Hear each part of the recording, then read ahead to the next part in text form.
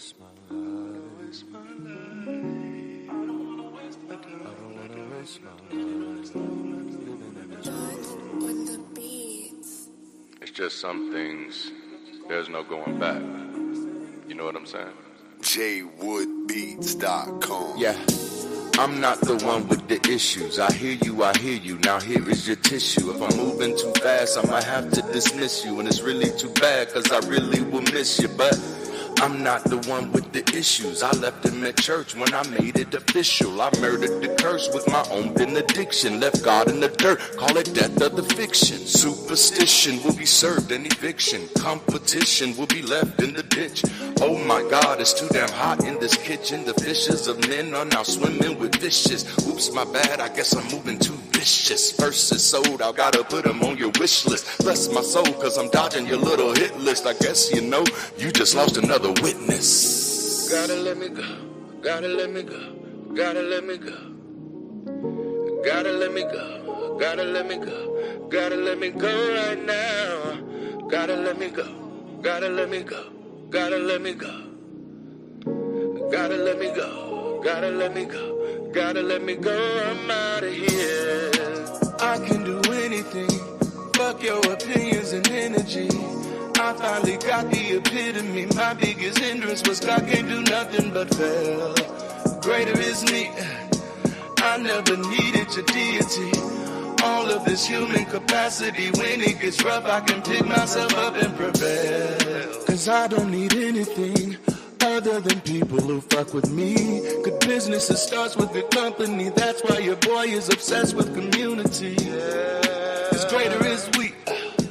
We can create opportunity, doing what God never did, cause a God never could, but a people is all we need. Gotta let me go, gotta let me go, gotta let me go, yeah.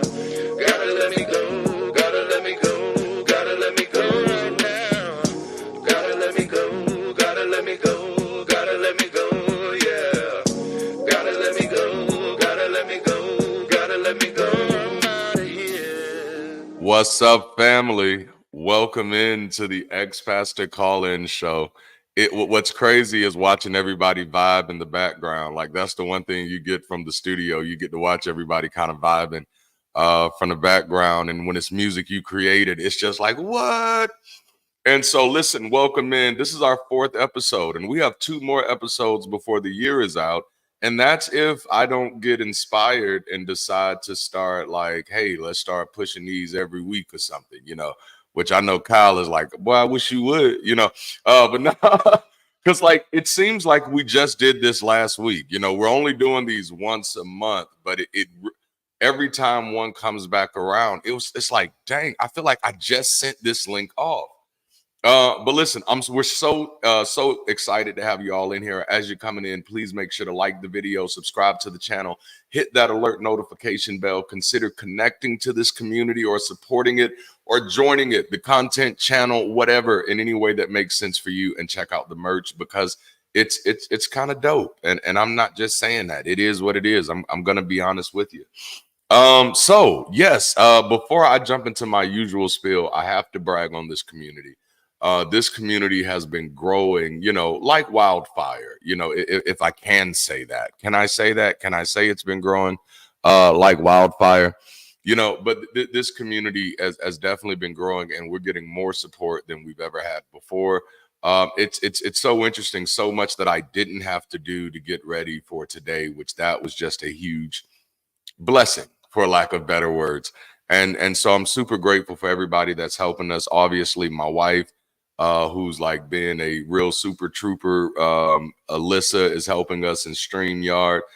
Kyle is helping us in StreamYard. Dale normally pops up in the chat. Oh, speaking of Dale, I just saw Dade. What's up, heathen? And so it's just a beautiful thing, man, the way that this community is growing. And so I'm so proud of that. If y'all have not joined our Discord yet, you know, I don't know what you're waiting on. You need to get in there and help this community do what community does. All right. Okay, so for those of you who are new to the Ex-Pastor Call-In Show, let me kind of do my spiel. This is a space where your thoughts, questions, and struggles take center stage. Whether you're wrestling with doubts, curious about faith, or have burning questions you've always wanted to ask a pastor, this is the place for you. Here we value open dialogue and honest conversation, free from superstition and full of understanding. Tonight's theme is don't waste your life. What a powerful reminder, right? Many of us, after deconstruction and deconversion, find ourselves struggling with how to recalibrate our lives, our sense of value, and our purpose. One key area where this becomes incredibly important is in redefining how we live authentically and meaningfully. We've been told for so long what life should look like, often through rigid religious frameworks that emphasize compliance and self sacrifice for some greater cosmic plan. But what if the plan wasn't as altruistic as we thought? For me, it was realizing that I didn't need to live my life in fear of eternal consequences or seeking approval from some divine figure whose version of love felt more like control. It wasn't about what I was saved from, but about what I was missing out on by living a life that wasn't fully my own. This revelation came with the realization that the concept of wasting my life wasn't about external judgments. It was about what I valued internally. If life is finite, then how do we make sure we're truly living it? How do we ensure that we aren't wasting our precious time on earth trying to appease expectations that don't resonate with who we are? This isn't an easy answer, an easy question to answer. It's a journey, a process of learning how to live authentically and, more importantly, intentionally. Whether you're shedding old belief systems or embracing new values, don't waste your life chasing someone else's version of meaning. As I learned to recalibrate my life, I realized that living meaningfully isn't just about productivity or outward success, but about being present in your experiences, loving, growing, and challenging yourselves in ways that align with your own sense of purpose. Where are you on this journey? We'd love to hear from you. And in a few moments, you'll have the opportunity to join the conversation and share how you're making sure you're not wasting your life. The Ex Pastor Call In Show is a product of DLDD World Group and The Bridge, and is a part of our commitment to help people find community, support, and resources without the presupposition of superstition. We host this show monthly on every first Sunday in hopes of being a helpful outlet for non-believers, skeptics, and free thinkers who crave community and conversation. So if you have something you've always wanted to ask a pastor about, here's your opportunity. We love to hear from you. Get your questions and your topic ready, then follow the link on the screen to join our screening room. And if you're ready, let's start the show. I am so ready for tonight's conversation. All right. So, Kyle, you're back with us, man. I am so glad to have you here. For those of you who may be listening, welcome. Today is October the 6th. I'm Darante LaMar, and joining me is my co-host, Kyle Butler. Before we get started, Kyle, I got a question for you. While I was at the Recovering from Religion fall excursion this past weekend, which I was kind of telling you about before we jumped in, I met a gentleman who deconverted after 40 plus years of active and passionate pastoral ministry. During a moment of ritual, he lamented that his biggest regret was the waste of his life. His financial resources, his mental faculties, his economic health, and just overall quality of life. Yeah. As you kind of look back over your own life, do you see any areas that you feel like were waste for you? Do you look back and see any areas where you're just like, man, that's a waste? Because I highly identified with that. And so I was just curious if this was something you resonated with. I resonate very deeply with it. Well, let me first start by saying, what up, bro? How you doing? Yay! Right? Oh man! And to our guests joining in, glad to have you guys with us tonight. Yes. But to your question, I was just thinking. I mean, I think about this often, so it's not something new. But I was just thinking this morning on how to phrase this post that I want to write about it. That basically says, I can't think of one good thing that came out of my entire Christian experience. Wow. And people often say, well, what about the people you met? What about the people you met? What about the people you met? Well, I mean, the truth is, I would have met people no matter where I was at in my life. I met Mhm. people on jobs. I met people at school. So, I mean, I appreciate the people that I met, but these people weren't necessarily people that I absolutely had to meet and, things of that nature. So I could have met them in any environment. I didn't have to be necessarily a Christian to meet them. But anyway, I can't think of one good thing that came out of all that time. And as far as a waste is concerned, I don't know if I can show this, but I don't know, see if I don't think I can show it on here. If I can get it on the camera, it's kind of Yeah. awkward. But anyway, I have a tattoo. I don't know, see if I can turn it. Okay. Yeah, Okay. there it is. Okay. I have a Yep. tattoo right there. It's 1111. It says follow you, right? Mm. Now, what that means for me is I abandoned me years ago for a life and a path that I never wanted. Wow. And it literally, and I'm not using this word loosely, it literally stole from me and robbed me of the best years of my life to date. So it was a complete and total a loss economically, socially. I am probably so far behind the eight ball socially because I didn't experience social events. Wow. I went to work and Hmm. church. That was Yep. it. That Yep. was it. So, I mean, in every area of life that's important, there's great loss for me. I'm Yeah. just learning how to live as a natural human being. Um, Yeah. and I mean, most certainly economically, Bruh. And I remember being a young boy saying, I don't want to be a pastor because as a young boy, I recognized all these pastors are poor. Right. I had aspirations of corporate America, business, Hmm. becoming very wealthy. I had those aspirations and dreams as an 8-year-old boy and Wow. was on that path. I would have stayed on that path. But I got incredibly sidetracked by the idea that I'm supposed to live a life based upon a will of a God that was never indicated to me by a God, but was only dictated to me by others. Yeah. Yeah. Wow. Man, at the same ritual that this brother shared in, I felt compelled to share in as well. Because what he did, Kyle, was he brought up a piece of cardboard.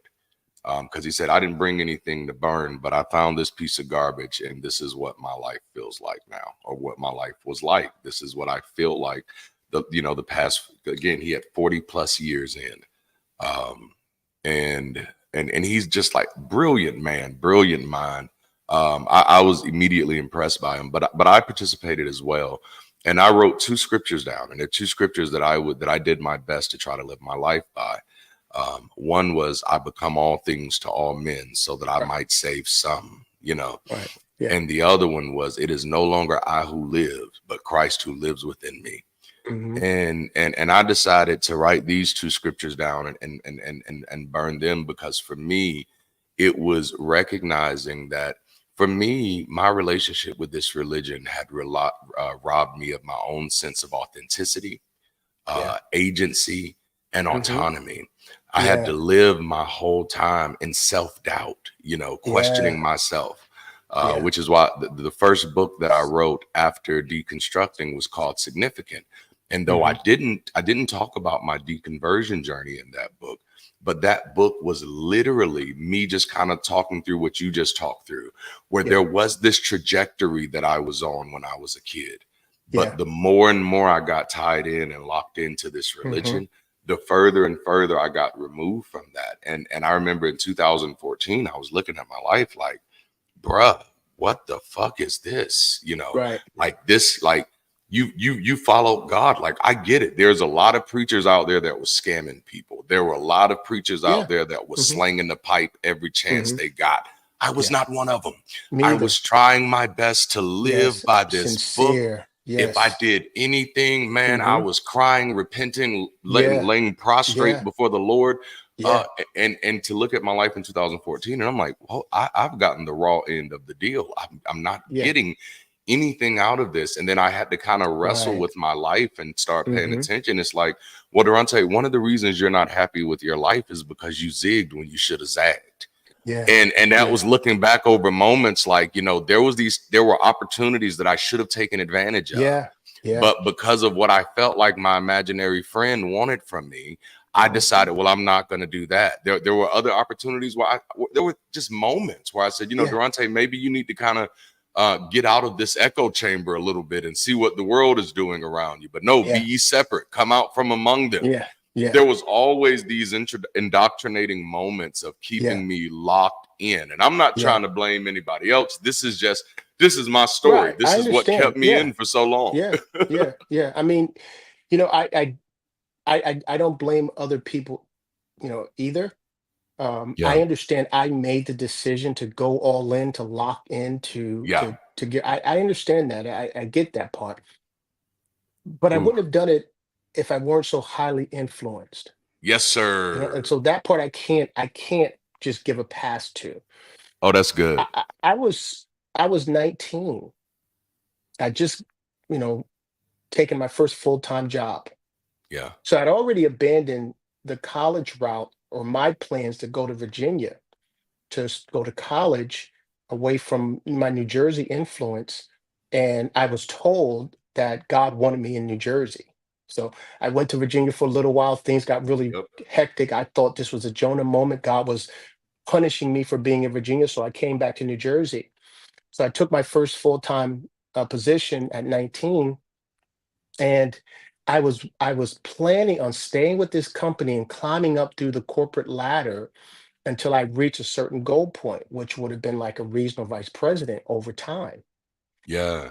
I quit that job 2.5 years later, inches away from having my first operation to manage on my own. I quit that job because I was missing Sundays because it was in a retail environment.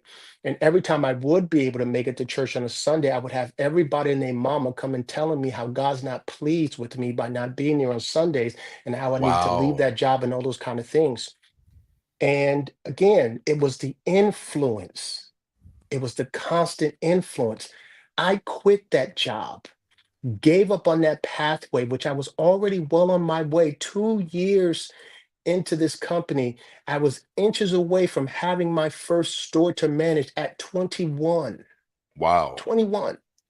Which my goal was to go from there to district managing to regional vice president one day, having, multiple stores under me, things of that nature. That was the pathway. That's what they told me was was possible when I asked in the interview, what's the career projection here? Where can I go? What can I do? And I set my heart towards, and I knew that's where I wanted to go. But I quit that job under because of the persuasion and the influence of others telling me how God wasn't pleased with me. And let me sum it up by saying this. When I woke up like you did, Durante, Hmm. and realized what the fuck? Like, Yeah. what the fuck have I done? It occurred to me, and this is some of the loss I'm gonna talk about. Yes, sir. It was from 26 when I first started pastoring, but I can scratch it back to 21, 22 when I first got ordained. So you take all of that time up into my mid 40s, early 40s, I was in ministry. 20 some odd years, there was no 401k, Come on, sir. Bruh. right? So I can't get those years back. Mm-mm. Nope. There is no retirement from God coming from heaven once I hit a certain age. No. It's not gonna send me a monthly check. No, because he owns the cattle on 1,000 hills, I can't get none of that back. Mm-mm. None of it. Oh, So, yeah. that was my wake up call. Like, I just gave away 20 plus years, my prime years of Oh, bruh. work and success and building to pursue something that was an abject, utter failure. Mm. And when I Yikes. look back and begin to reflect to people close to me who had told me this was God's plan for my life back at that 19-year-old, Hmm.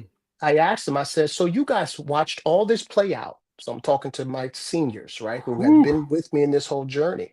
And I said, you guys, you've seen this whole thing play out. So you mean to tell me now by looking at this whole thing, how this whole thing played out after I stopped pastoring, you mean to tell me this was God's plan? You've Oh seen it man. with me. Yeah. You've watched the whole thing. Mhm. This was God's plan.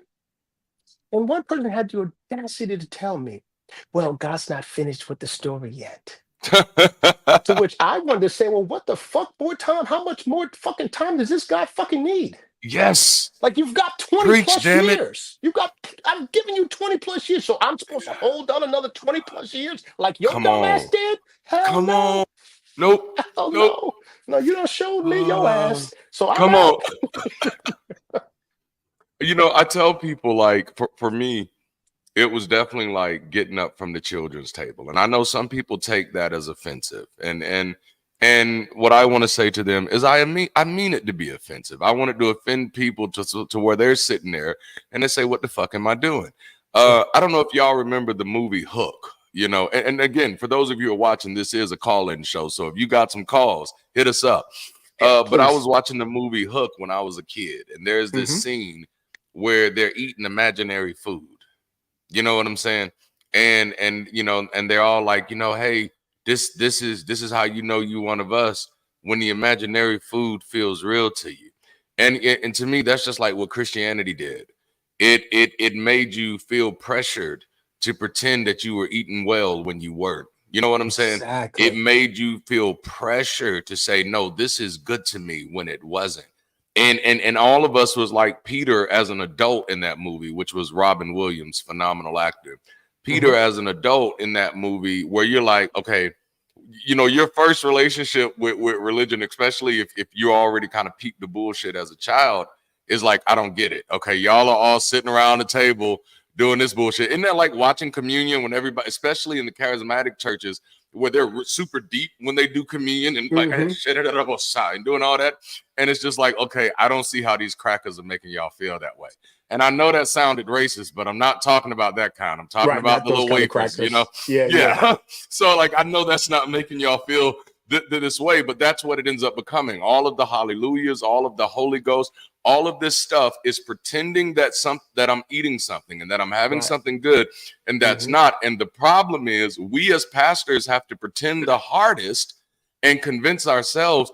And then when we finally realize that we've not been eating, the sadness is we realize how malnourished we are at that moment. Exactly. And that was a scary place for me to be. It was just like, okay, now that I've realized that I've robbed myself of all of this, I'm in a world that I don't understand.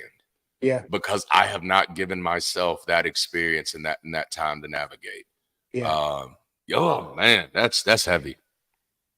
I just my last birthday back in March this year was the first time I had ever been to a lounge or club, and was the first time I had ever been drunk in my entire life. Now, somebody might say, well, what's the big deal about that? And perhaps there's no big deal to it. But I was around people, my sisters, for example. We'd be at family gatherings and they would be reminiscing of those early, 21, 22-year-old days where for the first time they went out to the club and they got drunk, and we're laughing about this sister story, how, they had to carry her out and she was like dead weight, and they were telling these funny stories of their time out there, to which I had none. I had none. Remember that time Kyle got drunk and he was. I had nothing to join into the laughter of it all, the fun of it all, the whole thing. I had none of that. I was in church at prayer service when they were out on Friday nights, doing these things. Now, again, I'm not glorifying getting drunk, but what I'm saying is, though, there's so many experiences that I didn't have because I was sacrificing life for the Lord. I believed, thinking that this Lord will reward me because of my faithfulness to it, only to wake up one day and realize that reward ain't ever coming.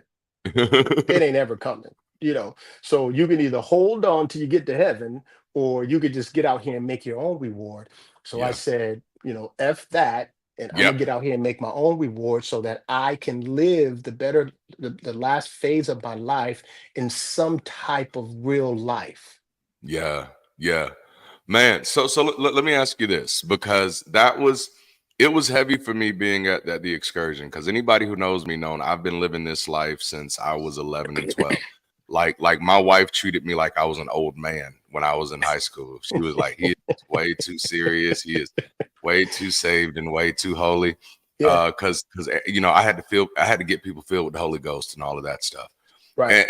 And so I know the biggest thing that I felt that I wasted, and this was for me, and this is one of the reasons why I identified with Brother Allen. Oh man, I think I just saw my aunt in the chat. That is so awesome.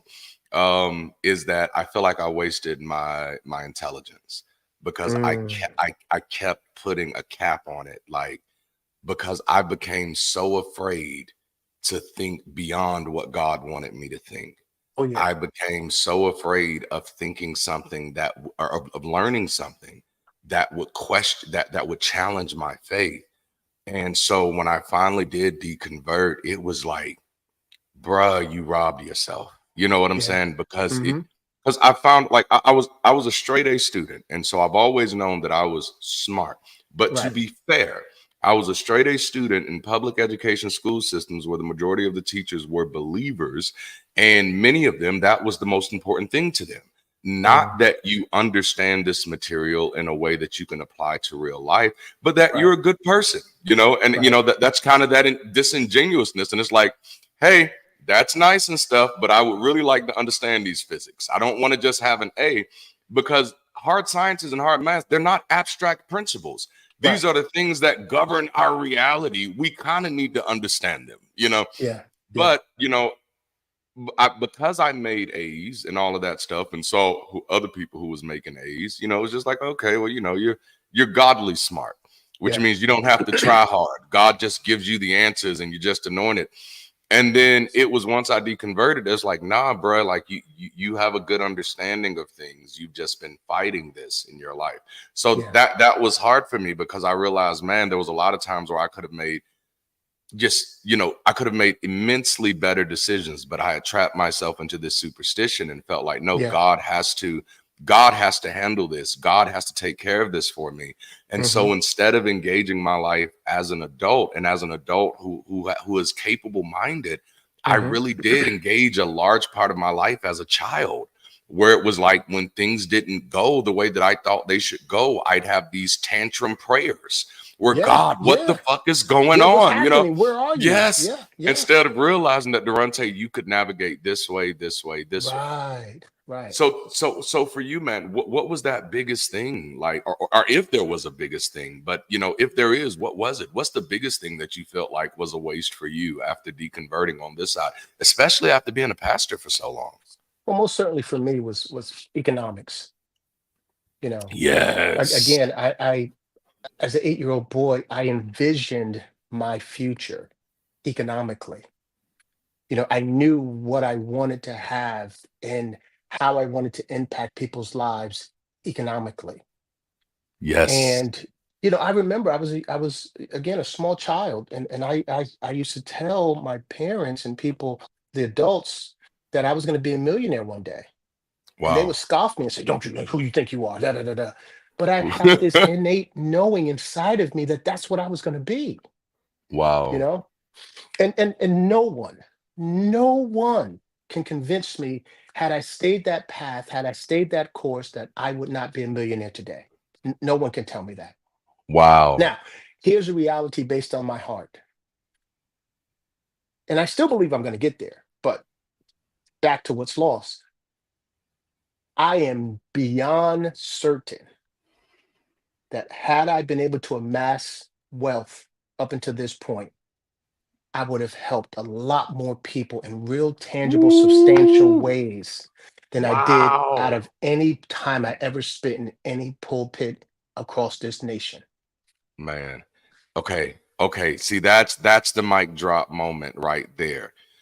because I don't think anybody saw that coming. I don't think anybody saw that that was the route you were going to take that. But that's the freaking reality. That the whole reason we were doing this is because we felt like this was the best vehicle. This was the best avenue to help people. And it's coming from this side is where you have to take inventory of like, who the fuck really got helped? Right. And if I had actually done much of the stuff that people didn't want me to do, like I turned down a fucking record deal in high school. Look, little dude, crackhead mother, absent father, turns down a fucking record deal for Jesus. Okay, do you know what Jesus is what his record is for helping little black boys? It's not very high, you know. Record labels, sure, we get screwed over, but we still have a check at the end of the day. All right, ain't nobody getting checks at the end of at the end of the day with Jesus. Which is why it used to bother me when people say he'll never lead you, where his spirit won't protect you. And I'm like, did you not fucking read the Bible? Did you not know what happened to the apostles? Did you what the fuck are you talking about, man? Yeah. This God doesn't have a habit of protecting his beloved. He has a habit of sending them to die. Yeah. You know, like this is literally his whole MO. I so loved you, I sent somebody to die for your ass. Like that's his whole MO. Yeah. I'm sorry. I didn't mean to. No, that's a reality. That's the reality. Oh man. You know, and I know for a fact, beyond question, beyond doubt, what I would have been able to do. You know, you have a good heart. That's easily noticeable. You know, I have the same type of heart. My heart is for people. Yeah. And again, I was influenced. My pathway to pastorship was never one that I wanted. It was more so of I don't have a choice. Yeah. This is what this God wants from me. I don't have a choice. I better do it or else. And see, not that I'm a coward or a punk or anything like that, but we had suffered enough as children, right? Yeah. There was always suffering in our family. Most of which I thought it was a God ordained thing because that's the way it was packaged, right? Absolutely. Yeah. So we suffered enough. So as I got to be an adult, became into adulthood, I thought, I don't want to suffer no more. I don't suffer no more. So I better do what God wants me to do, or He's gonna make me suffer more. And I'm tired of suffering. So I thought I didn't have a choice. So it was more of a pathway of, okay, what's the lesser of two evils here? Yeah. Give up my dream or follow God. And I thought following God was the lesser of the two things there. Or which it had the less risk, because I thought if I followed my dreams that I would always have to be dealing with this God chasing me down, trying to force me back to where it wanted me to go, versus, okay, well, I won't be a manager, I won't climb corporate America, I won't go into business, I won't pursue the wealth of this. What I won't pursue the wealth I feel inside of me that I'm capable of achieving, and I'll do that because I really believed. And again, I had no intention on living on the backs of my people that I service as a pastor. Absolutely. So, yes. we never reached any type of real status or number. So, even with that, now I know pastors with less people than I had who had them paying their mortgage and their Preach, car sir. payment and things. I know pastors that in every service, everything was about money, and the Yes, pressure sir. he put on those people was, and and not just one person, but I saw this multiple times with multiple pastors. I wasn't that pastor. Yeah. I wasn't. I Yeah. looked at my congregation. I knew what we were capable of and what we weren't capable of. Yes. And I felt, okay, well, since I'm God's man, this is God's responsibility, not the people's. And that God failed over and over and over again. Now, this gives light to why some of those charlatan pastors are out there, because they got the game a long time ago. They peeped that game a long time ago. Like, Yes, look, we ain't getting sir. shit from God. We got to get it from these people. Yep. They peeped Yep. that game a long time ago, and they didn't have the heart like you and I to say, you know what, we ain't going that route. We're just gonna do the faith thing. You Yes, know, sir. my sisters Man. joke with me from time to time and say, Kyle, you should go back. If you go back right now and tell everybody you converted, you can clean up. We'll be Huh? your, we'll be your this, that, and the other. You Oh my all these goodness. churches would invite you when you can make a killing. You can get them all back and be like, give me your money, bitches. I got y'all now. Yes. Yes. I'm rich, bitch. Right. Oh my goodness. And we know we can do that, Absolutely. but we don't have the heart for that. Mm-hmm. Mm-hmm. We don't have the heart for that because at the end of the day, we just want to help people. That's it. You know, like it's funny because I did have that thought, and we do have a call, and so I'm going to pull them up in a moment. But I definitely had that thought. You know, I've had that thought several times. Like, do you know how easy it would be, especially that now that I've been so vocal in atheism, now that I've been Churches so would have vocal. us flying in Oh all my over the goodness! place. Like we'd be the next Bishop Ex-pastor, Jakes and stuff. pastor, Yes, converted to atheism. Now he's back on. back. Oh my Yes. God, we'd be all over Don't call it a TBN, the comeback. Word Network, everywhere. Oh man, that is hilarious. What I wanted to hit right before I bring up it's Norbert. Earl, this is gonna be awesome. Right before I bring up Mr. King, I wanted to hit this aspect because I know for me, a part of my deconversion journey was realizing that this wasn't helpful for other people, right? I began to watch people who I knew were incredibly talented, incredibly passionate, incredibly intelligent, who were putting this cap on themselves, either waiting for approval from a pastor, or some spiritual voice in their lives. And I call this shepherd seeking. And I say this is one of the most dangerous and damaging things that the Christian religion, particularly the Protestant version, has done to people, making them feel incapable of being able to understand and navigate the world on their own. So in order to make any decision, they needed a pastor to be able to say, yes, this is what God wants for you. And so you end up with so many people trapped in themselves and not really ever exploring their full capacity. But even though I realized that for them in my deconversion, it took me a whole nother 5 years to realize that's what I was doing to myself too. You know what I'm saying? It was very much, it was just like, dang, I feel bad for them. And after a while, it was like, bruh, you did this to yourself too. You're in that same boat. Yeah. All right. So listen, we got Norbert King, and I think he's gonna do audio only. Too. You're in that same. Well, look, I can hear me in the background. So if you would turn us down, Norbert, gonna do audio. Mute your teeth. Perfect. 21 years old. They're just taken back without that might be an ad. Preferably don't believe she eat everything. If you can mute your background, perfect. And I see you have a question about how do you respond to people from your past life who says to you, I got a word from God for you. I thought she always had a love out. Norbert, I muted you for a moment. If you could hear us, go ahead and mute your background for me.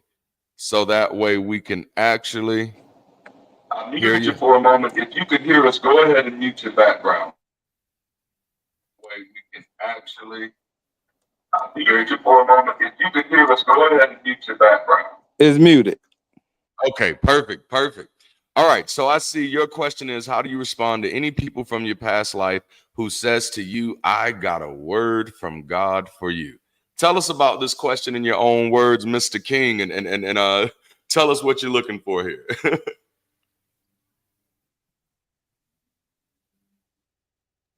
Uh-oh.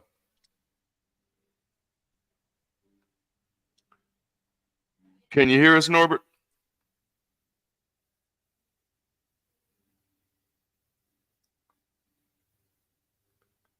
All right, well, I'll tell you what, Kyle, maybe he just wants us to jump in and answer the question.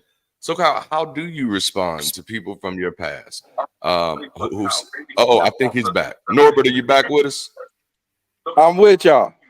Okay, awesome. Tell us a little bit about your question, man. I think he's back. Norbert, are you back with us? I can hear you. Can you hear me?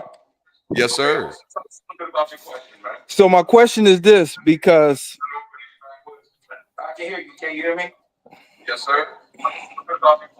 So my question is this, because I got saved when I was 13, right?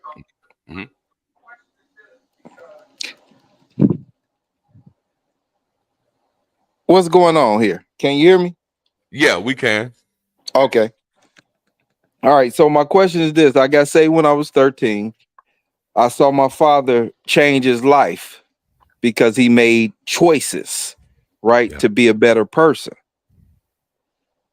I started speaking in tongues.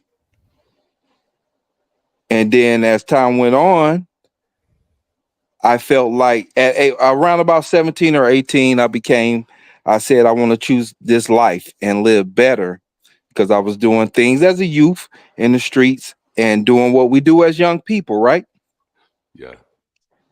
So I chose to give my heart to the Lord at 17, 18 years old and to live my life. Started preaching at 19 and living for God. I'm throwing up air quotes. You can't see it. But when I did that, I went on, and then now I get to this point. I'm 47, man. I tried to live this life culturally for maybe 25, 30 years. I lived it culturally. But then when I thought about love, I'm like, hey, if it's love and it's unconditional, how is hell real?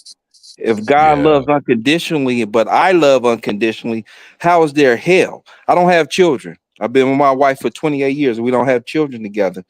But if we had children, I wouldn't want, if whatever they went out in the world and did, I wouldn't want them to suffer for all eternity for what they did. So love is what took me out of this, because I say, hey, I love better than this guy, Yahweh. Yeah. Right? So now that I'm out of it, I talk to my father, who is a pastor, and I tell him, look, and he'll say, hey, I got a word from God for you.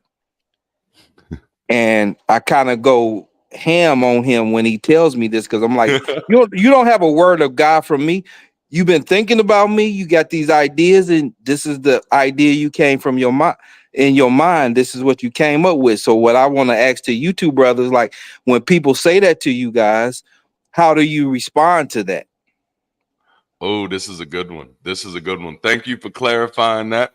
I'm going to pull you to the back for a little bit so me and Kyle can answer. Thank you so much for this question. And for those of you who don't know, Norbert is one of our biggest supporters. I'm glad to finally be able to hear your voice, bruh, and I'm hoping we get to communicate a lot more. So Kyle, tell me, man, what do you do when people tell you they have a word from God for you? How do you process that, and how do you respond to that? It's real short and simple. I tell them, go tell your God to come tell me directly. Yes. Oh man, I thought I was gonna have a time to take a drink, but that was short and direct. That was it. Tell them to come. Hey, look, I'm not dealing with any middle messengers. No, No middlemen. no. Oh, I love it. But Now, that's if I were to add to that, the reason why, I've been effed up because of things I thought God was telling me, but I've since cleared myself of that delusion that a God was talking to me. But I've yes, also been incredibly effed up because of what others told me time and time and time and time again, by way of prophetic flow of what they were saying God is yes. telling them about what he's going to do in the ministry and all these kind of things. So since I no longer believe that God is talking to me, I've cleared that hurdle. And if someone says they have a word from the Lord for me, then I tell them, well, you go tell that God to come tell me itself, and That's it. preferably in person, because otherwise, no. Nope. Yep. I love it. I love it. That is the perfect response. Listen, I haven't given y'all any announcements tonight, but listen, if you want your comments read, please send super chats and I will do my best to catch them. Our team is doing the dang thing and I'm so proud of them. But this conversation got good. Norbert is still in the studio, so I'm gonna bring him back up real quick. Norbert, how did you feel about the answer to that question? Nope, nope, I love it. I love it. That is the perfect response. Right. Listen, I haven't given y'all any. I feel like I answered myself there. So, but I love it. I love it either way. But no, that is right. And then I'll take it. I'll just add a little bit more, and that is sometimes I want to tell people, because I think Norbert hit this on the head. Is like, no, you were thinking about me. These are thoughts that you have for me. don't feel that you need to hype up. See, because what you're really doing is you're undermining your own value. You think you have to attach this God idea to this thought you had about me in order for me to value that idea. When what you don't realize, and you should, especially if you know that I'm no longer a believer, then I'm going to value you more than I value this idea of your God. And so if you were to come to me and say, hey, son, brother, cousin, friend, these are some things that I've been thinking about you and I want to share them with you. See, that opens the door for an actual conversation. The moment you come and say, hey, I have this word from God for you, then I'm just like Kyle. Well, he could tell me himself. Yeah. You know what I'm saying? Like, no, we're not going to play this stepchild stuff where you get to send another one of your children to tell me some shit that you could just tell me directly.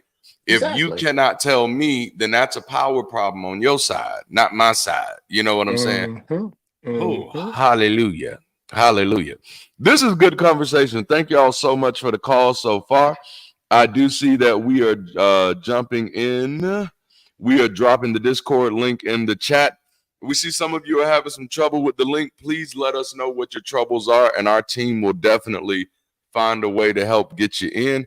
And we just got a super chat, Kyle. So let's read this. Oh, I see that. Oh, somebody else hit it. I'm sorry, it's team. I'm gonna stop. I know one of y'all hit it, and then I hit it again. Kyle, was that me? Did I mess it up? I'm sorry, Kyle. No, I see it. It's on the screen. Saw you guys on Facebook. I was a former Pentecostal minister, Bible college and seminary graduate. Now I'm a public debater against religion. It's great I came across this channel. New subscriber. Awesome. 21st century mind. So glad to have you in the chat, man. And maybe sometime soon, especially as a former minister, maybe we can even get you on the show. Yeah. I think that'll be amazing. That way Kyle and I can get a break. Man. Okay, so and I'm just kind of going through the chats here and just picking up on everything. There's a lot of activity. Kyle, we got over 60 people in here.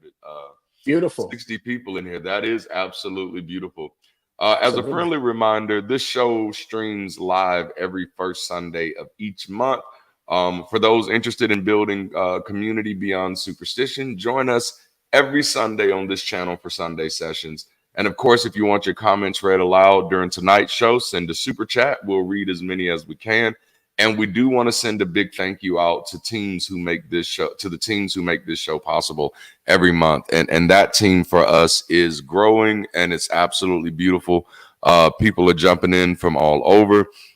We are literally okay. They're going to drop the Discord link back in the chat for you all who are having trouble connecting. And also, if you leave a comment after the show or even during the show on the actual comment section, not the chat section, we're likely to read your comment on the next show because we'll be doing some of that during tonight's show as we come in here. Awesome. And I'm just kind of monitoring our private chat right now because I know we have but he hasn't made it in yet. Okay, yeah. So we have another caller that's on the way. So before we do that, I guess I'll grab one of these. Yoink.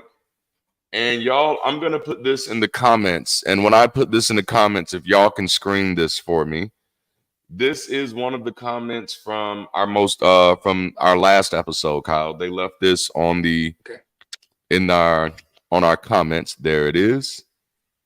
Yoink. And this person said, I am a current Christian and you guys have given me something to think about for sure.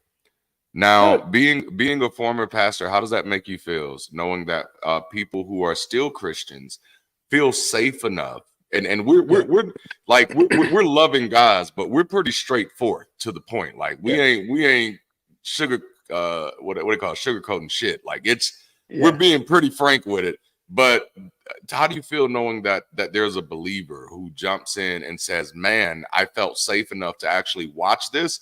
And actually have something to think about. How does that make you feel, man? I love it. And I was going to chime in and say this when I had a moment.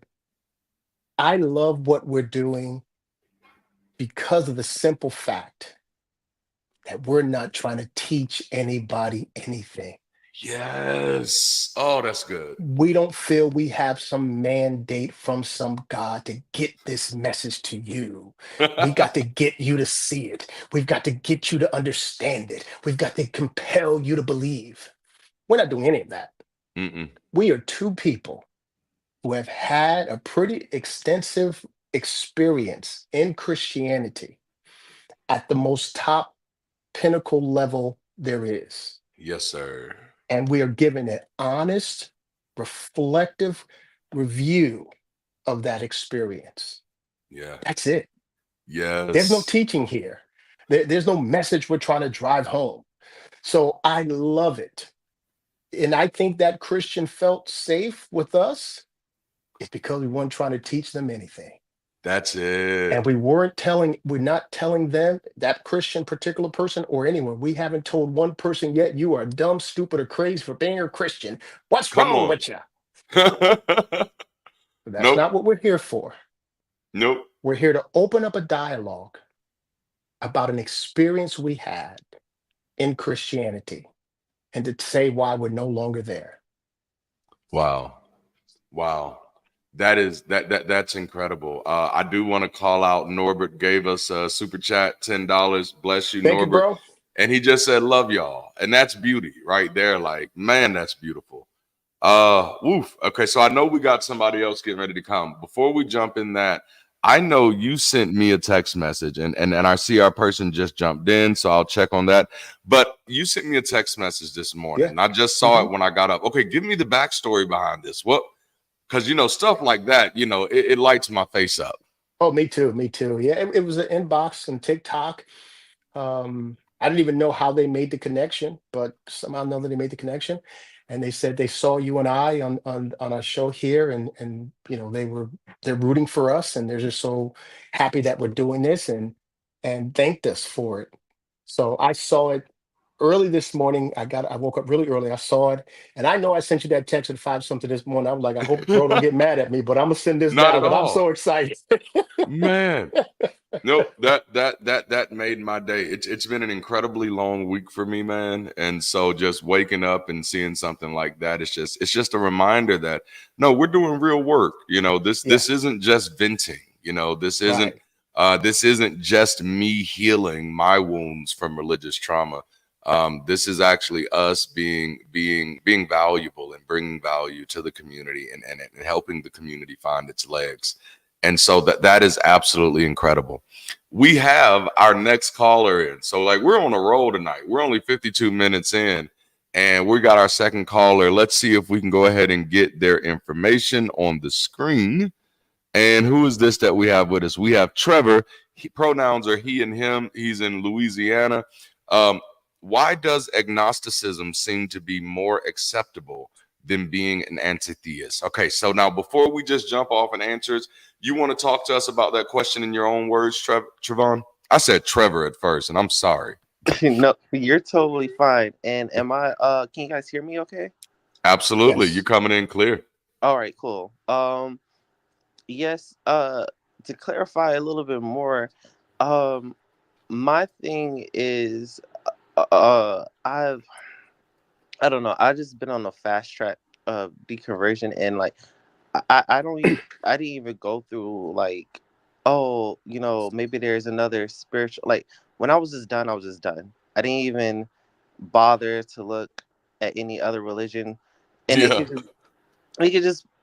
don't know, it was just because as soon as I even tried, it was oh, I'm literally getting the same gallop that I was getting as a Christian, as opposed, but this is just, you just putting another name to it. Yeah. So the evidence, so, and then now I'm just there is no evidence. I'll just put it like this: every evidence that I've ever come across, or any type of notion or claim that there is a God or a God, has been from another human. Yeah. And those same humans would be like, oh, but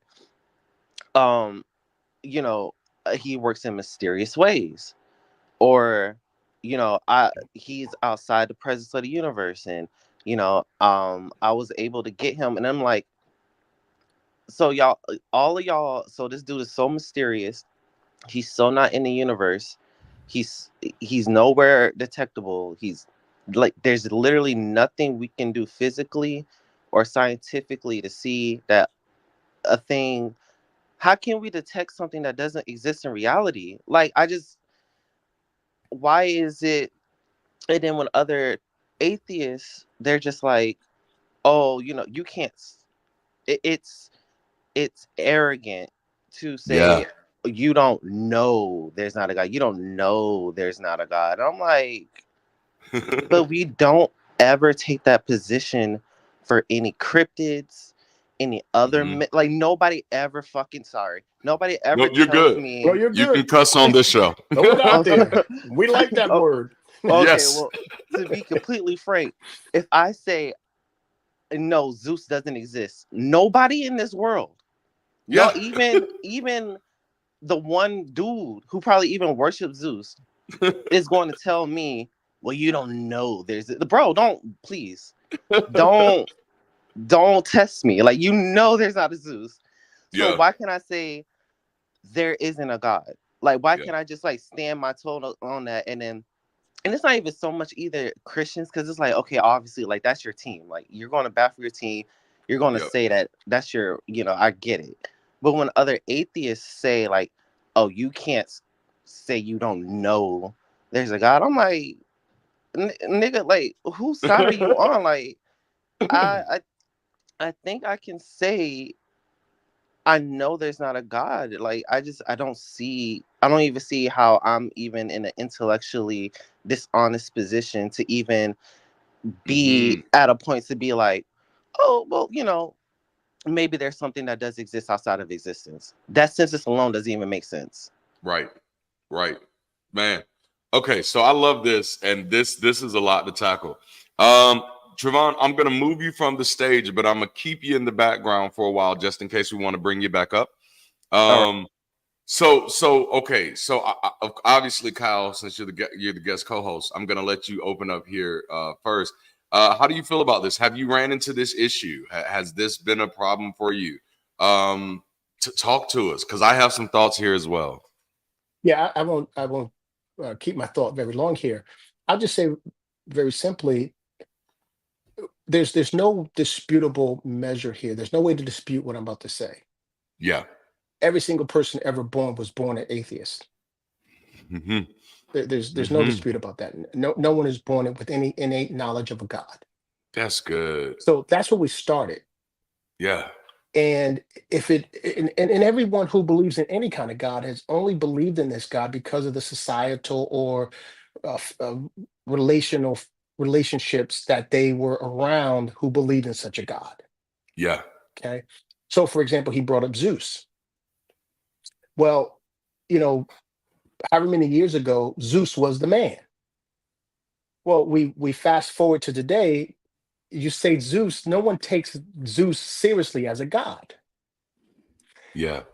I'm willing to bet the farm that another 2,000 years, Yahweh, God, whoever, the God of Israel, the God of Abraham, Isaac, Jacob, Jesus, daddy, no one's going to take that God serious either.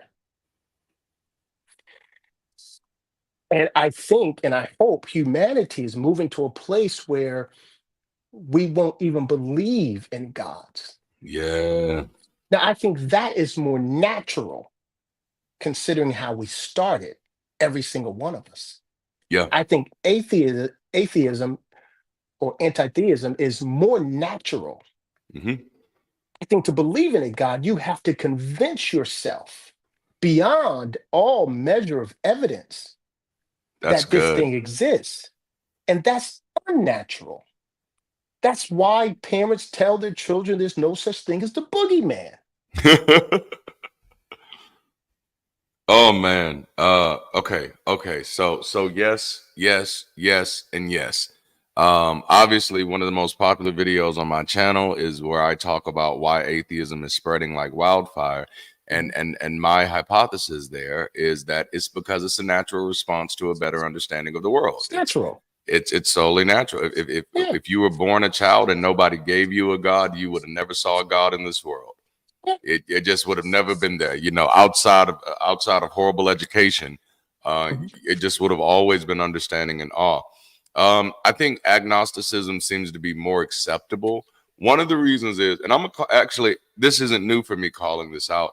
I think the secular community by far and large did not have experiences with the religious community. By far and large, the secular community has been led by people who were not ever a part of any religious communities. So I think what they did out of good faith was to not challenge some of the bullshit of religious communities. And so that's what created this safe place for things like agnosticism. It's just safer to be agnostic because the secular community outside of people like Christopher Hitchens had not gone so as far to say, well, not only are some of these religious ideologies not true, but they're absolutely harmful. So this is a question that I get a lot, especially as a Black atheist, because people are like, why do you always use the word atheist? Obviously, I am a humanist. That is a more positive description of who I am. It describes how I view the world. Atheism doesn't tell you very much about me. It just tells you one thing that I don't attribute a belief to. But I am very adamant about using that word because I want to normalize it. I want people to understand that I'm an atheist and there's nothing wrong with me for being that. This isn't something I have to hide. And I am very much an anti-theist, and only because, I am an anti-theist not based off of philosophical means. You know, there are plenty of people who have their philosophical reasons for being one or the other. I love philosophy. My issues are with its utility at times, you know, so and because of that, you end up getting to platform a lot of Christian foolishness as equal when it shouldn't be, because it gets to exist as valid on a metaphysical level. And I'm like, well, no, if it doesn't have any utility in the natural world, then I'm not studying it. And so for me, that's the biggest danger. And this is why I have no problem being an anti-theist, because I've seen of how much of a distraction it becomes in a world where we are on a pale blue dot that literally, you know, because of our limited understanding, there actually could be a flying spaghetti monster who's going to come out of nowhere and swallow this whole planet up whole. So, like, you know, we need people out of the cave of shadows. You know what I'm saying? And we need people really focused on what's going. So, no, my problem with God is not just a delusion. God is a distraction. God is a distraction for the things that we could actually be doing. It's the distraction from the ways we could actually be helping each other. Yes, sir. Boy. All right, I'm gonna bring Trevon. Real quick, here's my overwhelming thought about the God side of things, like on the God angle. Yes. It is apparently clear to me, and should be apparently clear to all, if you're willing to be intellectually honest and take your emotions out of it. No God has ever revealed itself to humanity in a way where humans do not have a question whether or not a God exists. Now, that burden is on said God to do. Because I say this, like, you know, there's several things you talk about over and over and over again when you're trying to make your point. I say this over and over again when I'm making this point. Two people have a child, a mother and a father. They do everything from birth, some before birth, by talking to the child in the womb. They do everything they can to let this child know who they are to this child. Mommy, let mommy hold you, let mommy. And so at some point, as a child begins to grow, mature, and develops a cognitive reality, this child knows who their mother is and knows who their father is overwhelmingly. There's no question. There's never a question. So if we can do that in our human capacity, because it's that important, a God can't do that?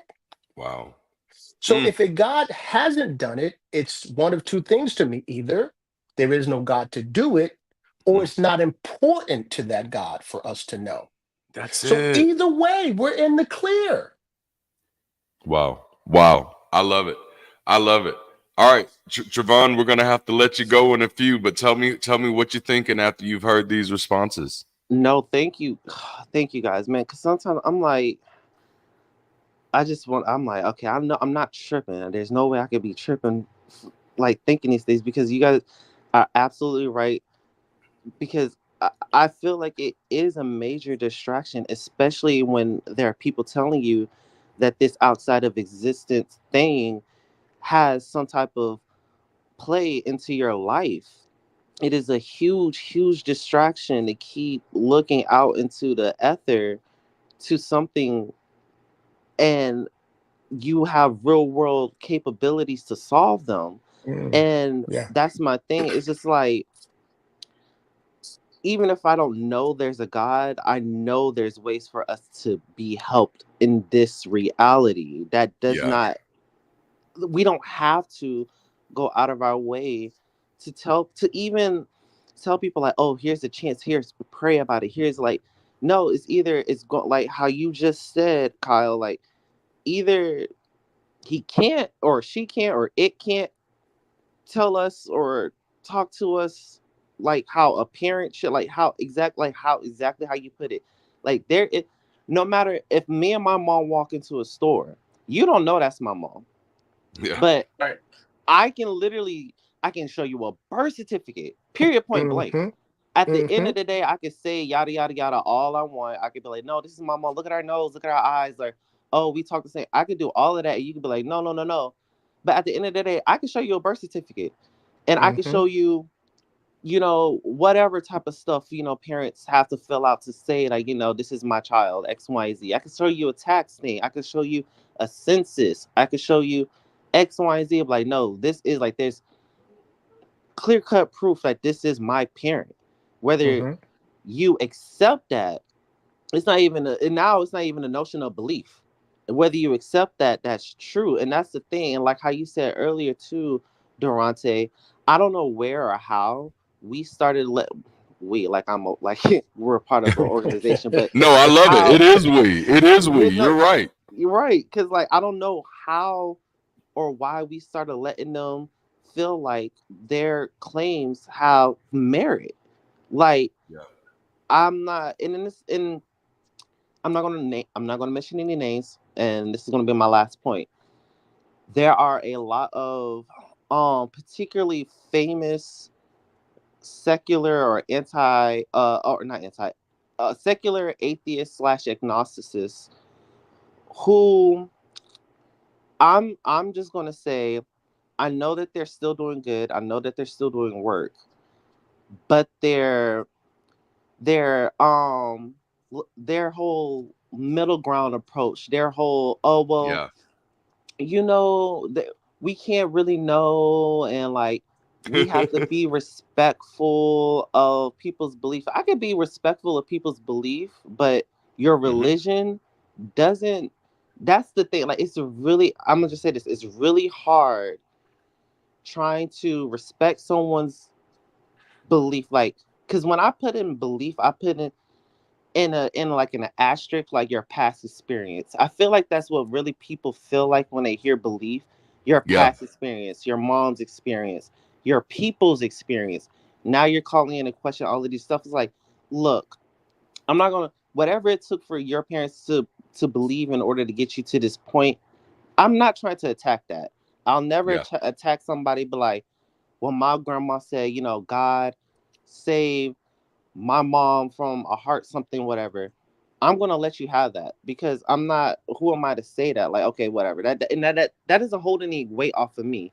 And that's just Right. like a whole whatever conversation. But when you say a religion, I can't respect that. I can't respect, oh, my religious beliefs got me to this point, and therefore you should Yeah. also Yeah. adhere to my belief system so it can help you. And that's the point. That's the part where I'm just like, absolutely not. Like, Yep. no, I'm not going to do that. Like, I don't know what's going on in your life. No, I don't know what's happening in your life. All that kind of stuff. I understand that. And I'm not trying to posit a knowledge or belief on your life. All I'm just saying is, I know I'm not seeing anything else to tell me that there is anything supernatural going on in your life. I just know that. I just Yeah. know that there's nothing supernatural affecting your life. But that's all. Yeah, that's it. Like, I love it. you guys Thank brought up great points. Great points. you. And I really, really appreciate this conversation. Well, Thank listen, you. man. Thank you so much for calling in. We appreciate having you, and you definitely brought up a really good conversation. Yeah. We do have another caller that's getting ready to come in, so it's hot tonight, Kyle. Good. We brought up something earlier in our Sunday sessions, and yes, this is a shameless plug. If you're not attending our Sunday sessions every Sunday, I don't know what you're doing. But we did bring up something that I thought was very interesting. Is that one of the ways you can realize the difference between dogma and delusion and actual trustworthy information is there's always a difference in perspective of sharing and caring. Dogma and delusion, its focus is always that you share the same ideology. Right. When something's really about trust and something is really about concern, it's just about caring that you're able to navigate through. And so one of the things we talked about today, we said the biggest difference between secular community and superstitious community has to be the difference between I'm right or I'm here. Because dogma is always I'm right. I'm right. You have to share this exact same perspective that I have. And if you don't share this perspective, something is wrong with you. But real, like, true community is not about I'm right. I don't have your answers. I don't know enough about your life and the variables in your life to ever really be able to speak to what makes you or what doesn't make you. But what I can be is here. I can be here for you throughout this journey and kind of help you navigate. And so that was beautiful, man. I'm loving everything that's happened. Tonight has been a great night. Tonight has been a great night, man. I wanted to mention Christ held up and how profound it is. You know what? This isn't a super chat, but I'm throwing it on the screen because it's about my book.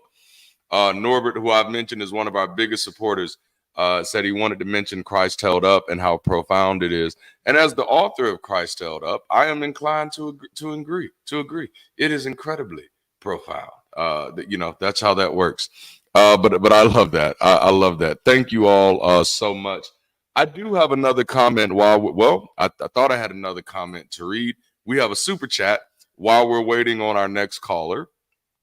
And this super chat is, this channel is going to change the world.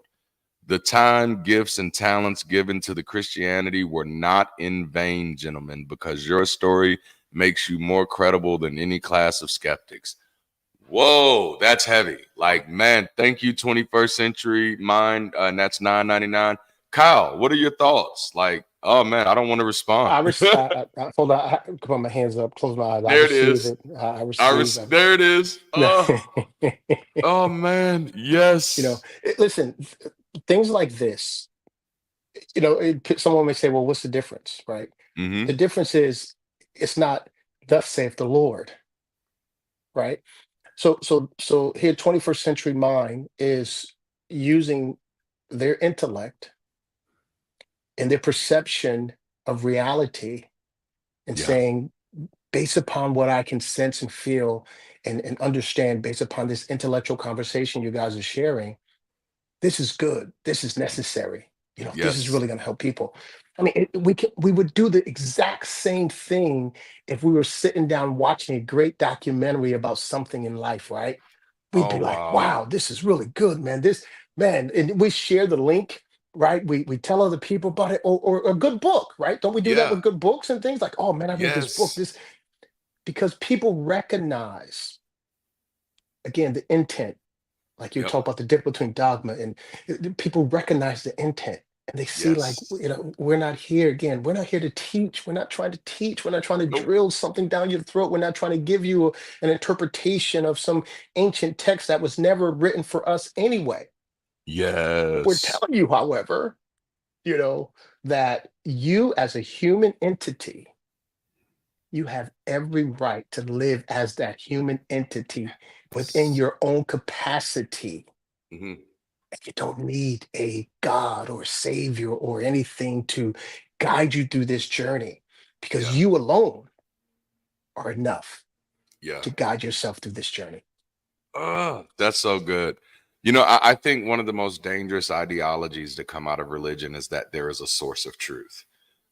Yeah. And that is that the truth is out there and it's somehow beyond you. Oh, I love this. We got another super chat. Thank you guys so much for the talk. Very, very, very insightful. And I'm glad I called in. We will be doing a lot more research and we'll be getting more involved in the community. I love that, man. And Trevon, he's actually been a part of the community for a while. I don't know if you're in Discord yet, Trevon, but get in there. I'd love to see you in there. And then do we got another? Oh man. Okay, they keep coming in, Kyle. Wow, yeah, look at that. I think this one we read. This channel is going to change the world, but 21st Century Mind did do another one. Yeah. There it is. A Christian is a person who wants to give up great things in real life for mediocre things in an imaginary one. Oh. More importantly, they demand you do the same. Mark Twain. Yeah. Oh. Oh, that hit me on a deep level right there, Kyle. Like, yikes. And then we got one more. And this is from Norbert King. I told you he's one of our biggest supporters in the community. Absolutely love this brother. And this is, we love y'all, man. This is a gift offer. Yeah. I love it. He sent a love offering, Kyle. Like that's thank you. Thank you. Man, y'all are gonna have me crying over here because this is beautiful. I didn't think that when we started doing this that this is how this would roll. I know we're still waiting on caller 3. I think they have them lost somewhere. And so just while they're doing that, I did have some other comments that we could pull from last week. And I'll drop them in the chat just to make it easy so everybody can see it. Man, I like this one. So let me drop this over here. Yoink. Did I hit there we go. Took me forever. Says Christians especially will try to make it seem as if no one really is truthful or happy unless they believe in God. It's disingenuous right from the start. Kyle, is that anything you've ever had to deal with where it was this idea that if you didn't have the Lord, if you didn't have Jesus, that you couldn't be happy, you couldn't be truthful, you couldn't have peace? Of course. You know, what was the phrase? What was that slogan? That saying? No Jesus. KNWO Jesus. KNOW Jesus.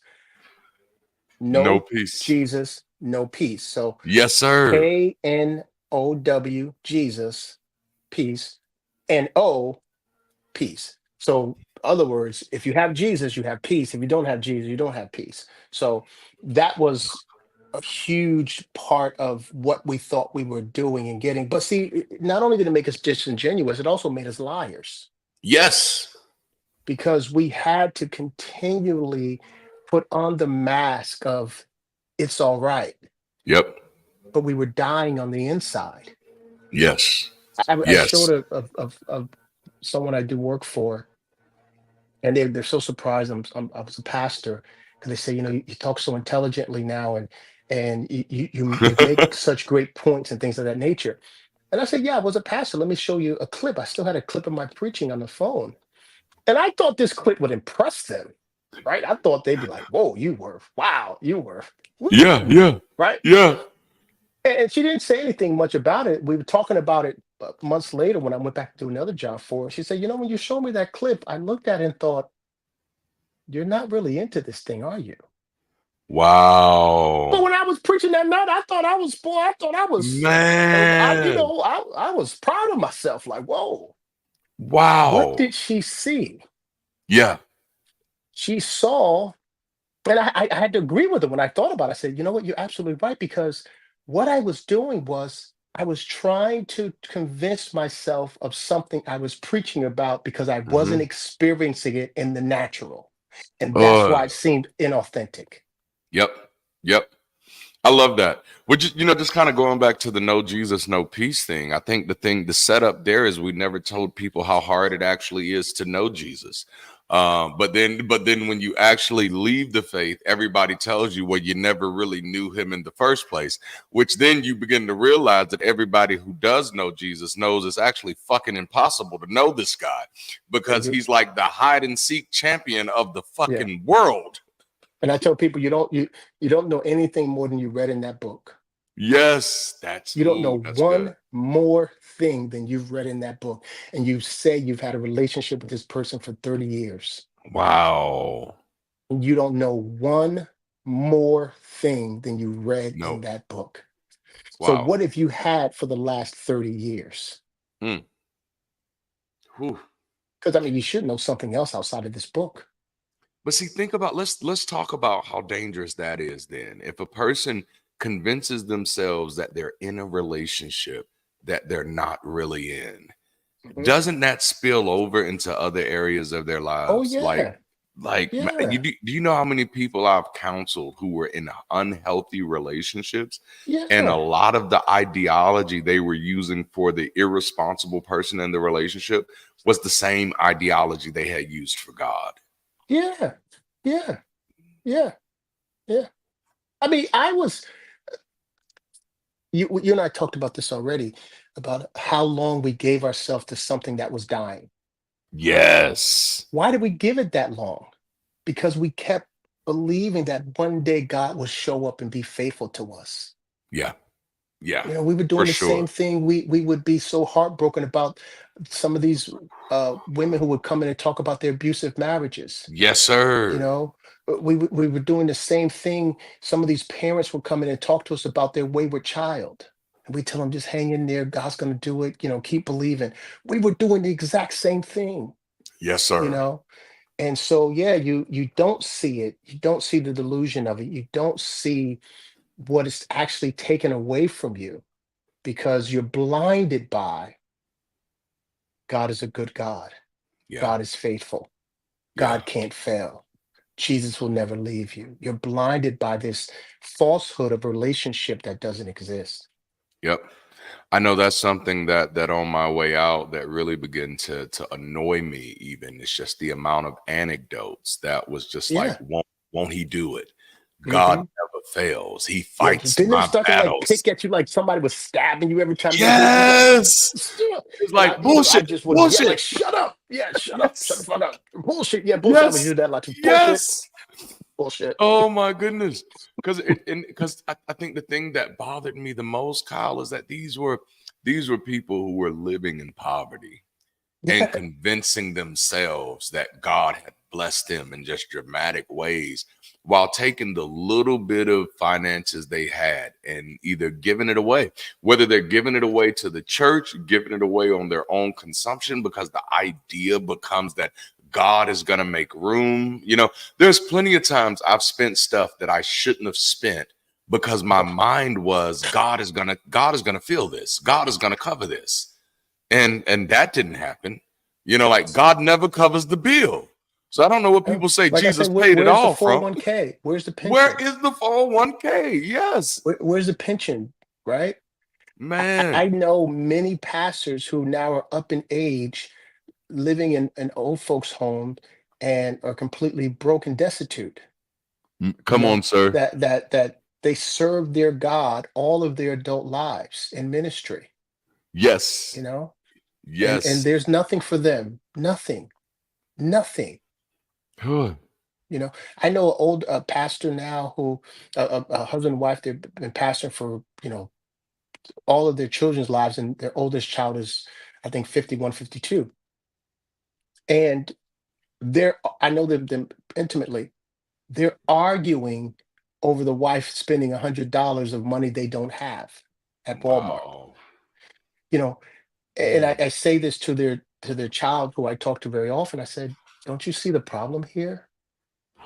Where's the faithfulness of their God? Come on. They've given their entire life to their God, and they can't even splurge for $100 at Walmart without it costing them some serious financial struggle.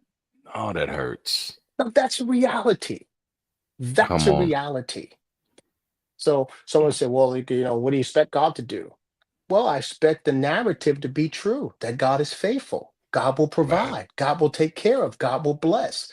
You that are, rulers over small things, I'll make you rulers over many. You're faithful over small things, I'll make you rulers over many. Those kind of things. Yes. We were Mhm. expecting this Yes. God to come through and do his part or its part because we had done our part. Come on, We sir. were faithful over the small things, waiting for God to do its part. I'll bless you going in, I bless you coming out. Okay, we're doing Yes, our sir. part. We were waiting for it to come back and be reciprocated to us, and it never was. Mm. And it never will be because And there's nothing to come back. So that's and it looks like we do have another caller in the studio. This is a good one. I'm sorry, you can put that back up. I did that. I wasn't supposed to do that. How much has eschatology played a role in your deconversion? Also, please give your thoughts on the false tithing doctrine. Okay, you can leave this one up for a while. Because we'll treat it like a question, and then we'll jump on to Norbert.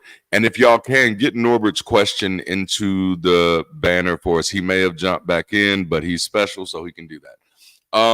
So how much has eschatology played a role in your deconversion?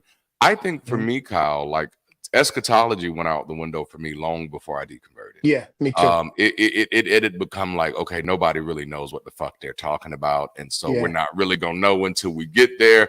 And so I had just put that in the realm of speculation. Right, me too.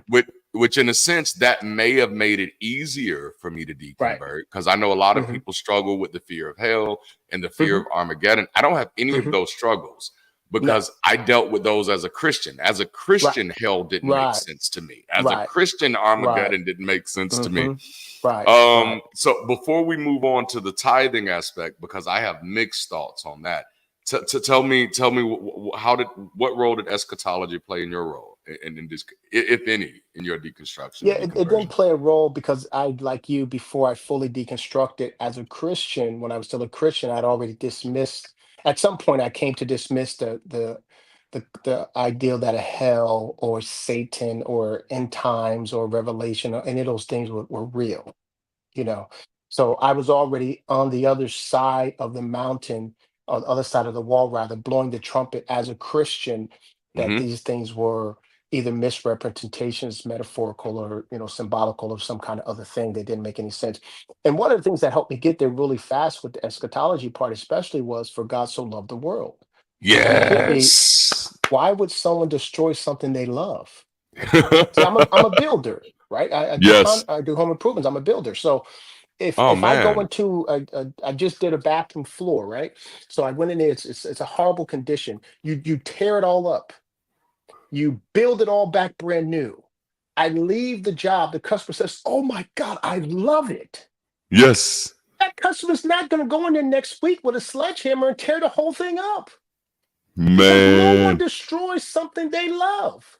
So that was the first step away towards that when I thought for God so loved the world was real. I thought, well, no one destroys something they love, so we must got that whole eschatology thing all messed up. Oh, yes, sir. Yes, sir. Okay. All right. So let's talk about tithing, because tithing, I have mixed feelings about tithing, and some of you have heard my tithing rants, right? Now, number one, I'm gonna set this out there. I have no problem with any membership-based institution collecting membership fees. That's not an issue for me. I don't even have an issue if they do tier-based membership, where if you give more, you get more. I have no issue with any of that. And if I did, I'd be a hypocrite, because I have a Patreon and I have YouTube, where that's exactly what that is. My problem with tithing, and I had two problems with this, right? I had a problem with people who connected tithing with spiritual outcomes, who said, if you tithe, your children are going to be saved. If you're tithe, you're going to be healed.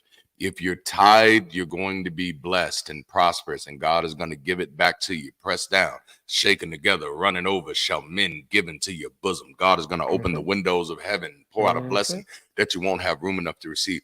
Now, that shit I didn't like. Now, it's hard for me to not like it because it's biblical, because they pulled that right from Malachi. They just read the scripture. So I can't, which is why I typically attack the belief, not the behavior, because if you change the belief, you'll change the behavior. But there was this other movement that was taking place in the church that the secular community has attached to that I do not like. And you may disagree here, Kyle, but this is me. And so I'm gonna put my stamp on this. I don't like this shit. This shit creflows my dollars. And that is this idea that church should be a free experience. That shit pisses me the fuck off. No, I don't like the superstition. I don't. But the pastor is just as much as a victim of that belief system as everybody else there. And everybody else there is participating. So for people to take this idea that tithes is just evil is stupid to me, because all it is membership dues. And if you are a part of an organization that is having to pay for a fucking building and having to pay for that building to have air and electricity, and everybody want fucking internet when they go to church nowadays, you want that church to have that for your benefit. You need to be a part of helping that happen. So there are two arguments against the tithe. There is one argument against the irresponsibility of attaching outcomes, and that's the side that I stand on. The other argument, which is really a superstitious argument of, no, you shouldn't have to give money at church. Hey, you need to sit your childish ass down somewhere, because that makes no fucking sense. If there are people up there singing and there are people up there taking care of your children, and there is somebody up there who is slaving over putting notes together every week, either respect that or don't be a part of it. But if there is no honor in being a part of anything and not helping it exist, you know? Yeah. And so that's my double-sided sword there. Kyle, what are your thoughts? I took him down the dark road. Yeah, I share very similar passions on both. On both both of those two positions you hold. I share very similar thoughts. I absolutely abhor and hate any idea of a Ponzi scheme, because tithing, giving is pretty much a Ponzi scheme in church, the way it's given to people. Yep. You know, you put your investment in hoping for a future return with future return on your investments, and the person you gave your money to is off to the races with your money. You're never going to get it back in the way that is promised. So attaching God to it in any way, shape, or form is a no for me whatsoever. Yes. Now, on the other side, I don't have a problem with it, as you're saying, if it's presented that way. Yes. If and it's that's presented the problem, isn't it? here's our budget. Yep. If you enjoy coming here for what we do, here is our budget. This is what we need in order to keep this thing going. Yep. Because there is a sense of community and social status for many people who go to church. So fine, put the budget out there. Let people know that this is what you need in order to keep doing what you're doing, and just take God out of the equation. Yep. So that's where I am. I'm with you on that. Just love take God out of the equation. Here's it. what we need for this, that, and the third. Here's the budget, because that's what you get in other environments. That's right. Right? Isn't that what you have at your home? Come on. Oh, honey, what's the budget? That's it. What do we have to spend in order to keep this going? So there's no ambiguity here. It's all open. It's all out in the front. It's transparent, right? So that's how it should be. Because at the end of the day, let's just be honest. Church is not a place you go to get help. Come on. Church is not the place you're really going to learn anything. Church is not the place that's ever going to change a person into something better. Church is a sociological meeting place for people to show off their fashion, be seen, give their sense of, I've been out, I've done something, now let me go on about my business. That's ultimately what church is. And if that's the case, that's fine. Because if I'm going down to the VA center or the rec center or the bingo hall, and Friday night is my moment, my church moment at the bingo hall, because I know a lot of people who do that. Friday night is their church. That's their church. They pay the entry fee, right? They pay for their cards. Come right? on now. They buy their concessions at the concession stand, and that's their church. That's their social. They know everybody there. Yes. Everyone knows it. They hey and hi, and they're talking it. So that's perfectly okay. Yes. But see, they know that if they get bingo, they may get a prize. But they also know if they don't, they may not, and they're That's right. okay with that. That's right. There's no promise of every single card you're gonna get a return and you're gonna get bingo on every single card. Preach, So sir. let's just be honest and transparent about it so that people can really make a decision. Because I think when you take God out of the equation, I think church goes away. Yes. Yes. Yes. All you're left with after that is community. And Yeah. that is, and it's like, oh damn, we never needed to have to pretend that there was somebody else here to have this type of community. Right. But Okay, they so can't take God out of it because they know it would disappear. that's right. All right, so we got Norbert back in. I don't have a new question for him, so I have no clue what he's gonna ask. But I'm bringing him on because Norbert is well. See, that was the last question that he had. I think he may have a new one. I'm thinking, but I could be wrong. He may wanted some clarification. That he had, I think. So Norbert, talk to us. What's your question? I do. But I could be wrong. So Norbert, talk to us. You may have a question. I do. Y'all can hear me? We can. You might just have to mute the television in the background or the or whatever you're watching us on. So I don't have a question. I got a comment that I missed. Okay.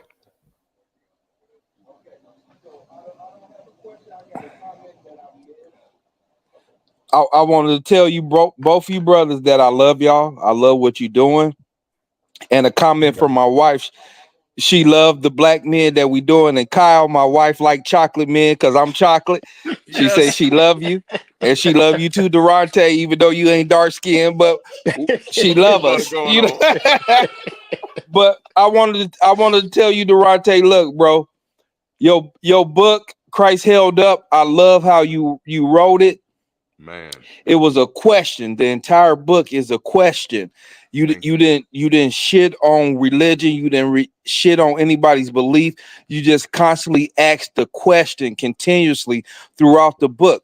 Why is Christ not here? What's holding him up? He came here. He did what he did. Why did he have to leave for 2,000 years and never come back? What did he have to do in heaven to fulfill what he came here to do? Yes. Was it fulfilled or did he fail? Right? So why are you gone for so long? And that's your question, Darante. Like, what's the holdup? We looking for you.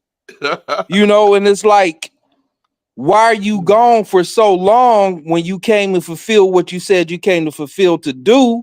That's it. But what's the holdup?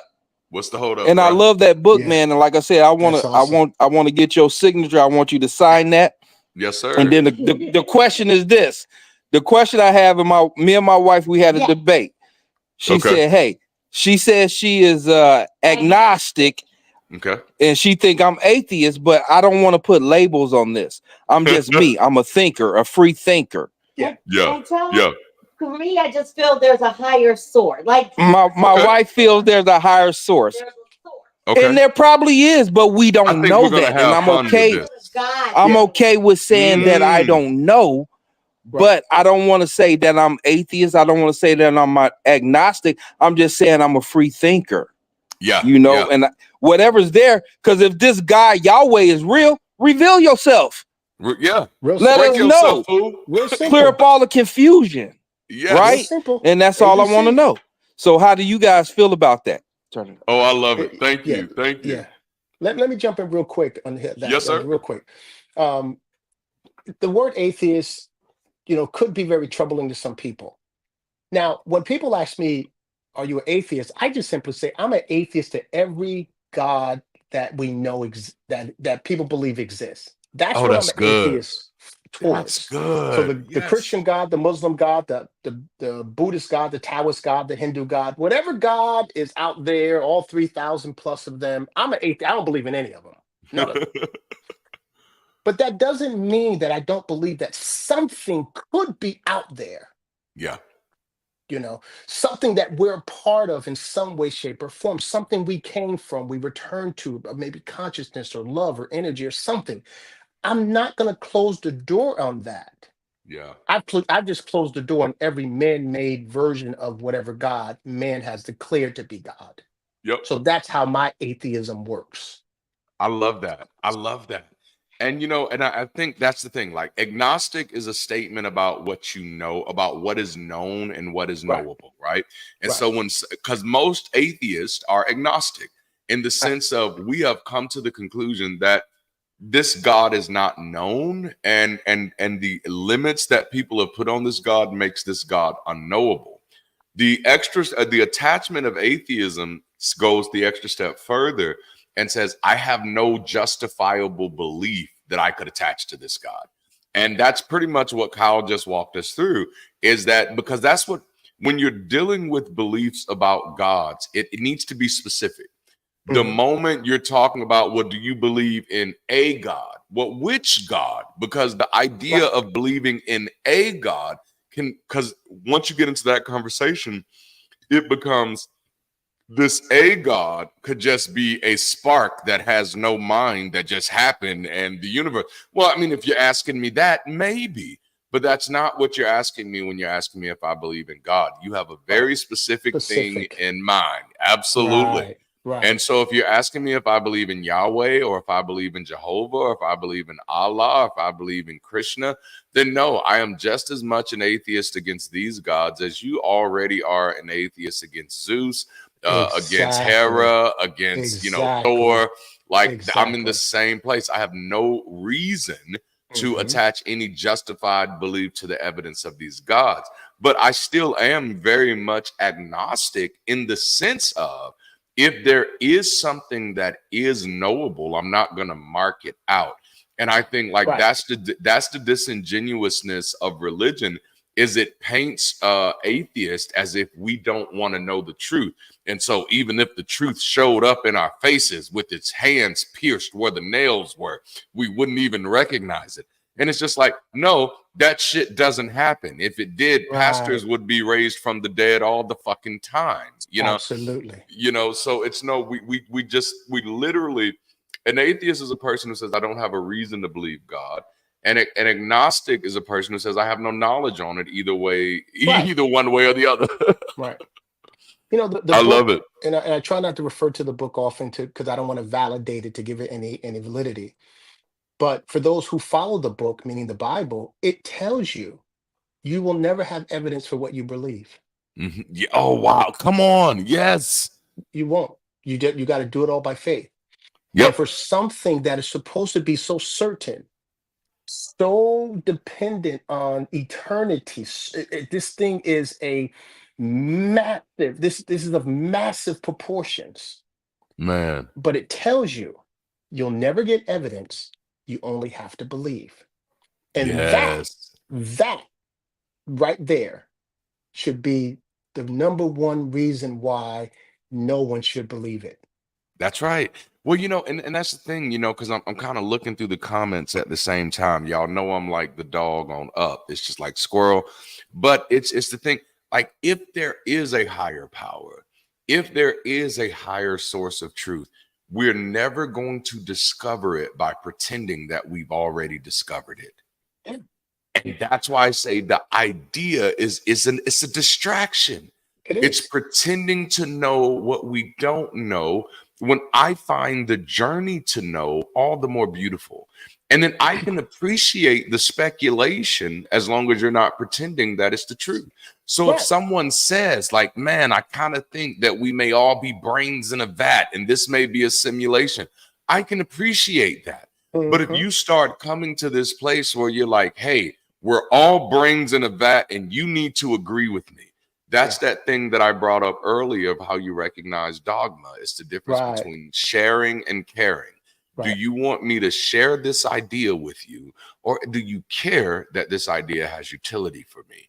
And that's what bothers me about some of these things is, no, I want the answers to these questions. I want the answers to the beginning of the universe. I want the answers to the beginning of life, but I need us to approach this thing from a place of good faith. Like right now, we've already lost 95% of access to the world around us. Like that's the reality, according to current technology. Now, sure, that can change, But according to current technology, we only have access to 5% of the universe that we're living in. And that's how big of a distraction things like God and religion have been, because people have been like, oh, we don't need to understand space. Motherfucker, this is where you live. You need to understand this.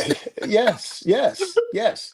You know, real quick, one of the reasons why I get so, well, not aggravated anymore, but I if Christianity is going to continue, Yeah. what I would like to see happen is this massive change in how it's presented. Meaning, Yes. you know what I think Jesus was saying right here? I think Jesus was saying, I think what Peter meant here, or Yeah. maybe Yeah. what Paul meant here, or maybe what John was saying. It's possible, maybe this, or maybe he was saying something different. I don't know, but this is what I'm thinking. But Yeah. see, that's not the way it's ever presented. It's Jesus is saying here that if you and John is saying here, and I'm like, you don't know what the fuck they're saying. You have no fucking clue what they were saying. You got The least no bit. fucking clue. So shut the fuck up, like you know you don't know. You don't know. Stop with all this certainty, because you don't know. It is Yes. impossible for Oh, man. anyone to know what anyone fully meant by anything, unless that person is going to clearly and definitively break it down and explain it. Wow. Jesus, John, Paul, Peter, David, Moses, ain't none of them MFers here to do that. This So is you good. don't know. You You only don't know. think. So I think if Mm. it's given to people that way, it will make it a lot better. But it will Yes. never be given to people that way, because that dogma takes on a certain level of arrogance Yep. that is beyond understandability. Oh, And my you and I goodness. both know that. We swore For it down we sure. was right. We knew we was right. No one could tell us otherwise. Come until on. we woke the fuck up and realized we was dumb as hell. That's it. That's why I tell people now, the most important thing you can do for yourself is not learn who's right and who's wrong. It's learn how to learn. Yeah. Learn how to know, to get an epistemology about yourself, Right. to say, no, how did I come to this idea? Because that was freeing for me. Like when I deconverted, it was just like, nope, I can let these ideas go because none of these ideas are substantiated in the first place. Right. I never had good reason for attaching myself to these ideas. All right. So, Kyle, it looks like we have another caller. I'm waiting for the team to create a banner for him because we'll know what the Hey, caller man, is. This is getting pretty remarkable. Like We have it's more insane. listeners now than we had in the beginning. Yes. Isn't that It's- amazing? It is Like amazing, how does man. that happen? How does that happen? Oh man, like I'm blown away. I'm blown away. And this one is from across the pond. Alex is in the UK and he says, does heaven or hell exist? What were your thoughts while you all were in the faith? And I'm gonna bring Alan on screen. Alan, talk to us about this question. Tell us a little bit about what you're trying to get from us today. Hi. So basically, I was a Christian for quite a while, and then I just sort of stepped away for the last couple of years. And I guess the main thing I really was because I didn't really believe in heaven and hell, really, to be honest. So I was just wondering, like, why do you think they exist, and if there is a way that I could be converted back or something like that. Oh, I love it. I love it. All right. Well, let's kind of tackle that a little bit. Kyle, does heaven or hell exist? And what were your thoughts on heaven or hell while you were in the faith? Well, I believe they were real because that's what I was taught. But as I said earlier, as I started breaking, I didn't even know I was deconstructing at the time, but eventually I came to the place I didn't believe in hell. I did believe in heaven, but I didn't believe in hell. Yeah. And then as I fully deconstructed, I believed in neither. Now, here's why I don't believe they exist. Now, this is my belief, so I can't give a definitive, but this is why I don't believe they exist. Again, for something that is supposed to be of such major consequence for humanity, choose where you're going to spend eternity. This is supposed to be a major, major decision. Well, to make choices, something real has to be presented in front of the person making the choice. Yeah. Very elementary. If Yep. your mother or father says, "Hey, Johnny, if you clean your room, I'll take you for ice cream." Well, your room is real. You know that. You sleep in it every day. You play in it every day. Ice cream is real. You know that. You've had ice cream before. You love ice cream. You want ice cream. I do. They presented to you two choices that you know are real. So you then make a choice. I know my room, pretty dirty right now. I know ice cream. I want ice cream. And you choose. I want ice cream. I want to clean my, yeah. So that's how choices are made. So I Wow. don't believe heaven or hell are real because there's no place humanity can go to look and say, "Oh, there's heaven. Yeah. I see all what that's about. Okay, now let me go look at hell. Oh yeah, I see what that's all about. Okay, now let me make a choice." So that's why I don't believe heaven or hell are real because there's no tangible proof of such where then we can make this choice as to where we're going to spend eternity. Wow. Wow.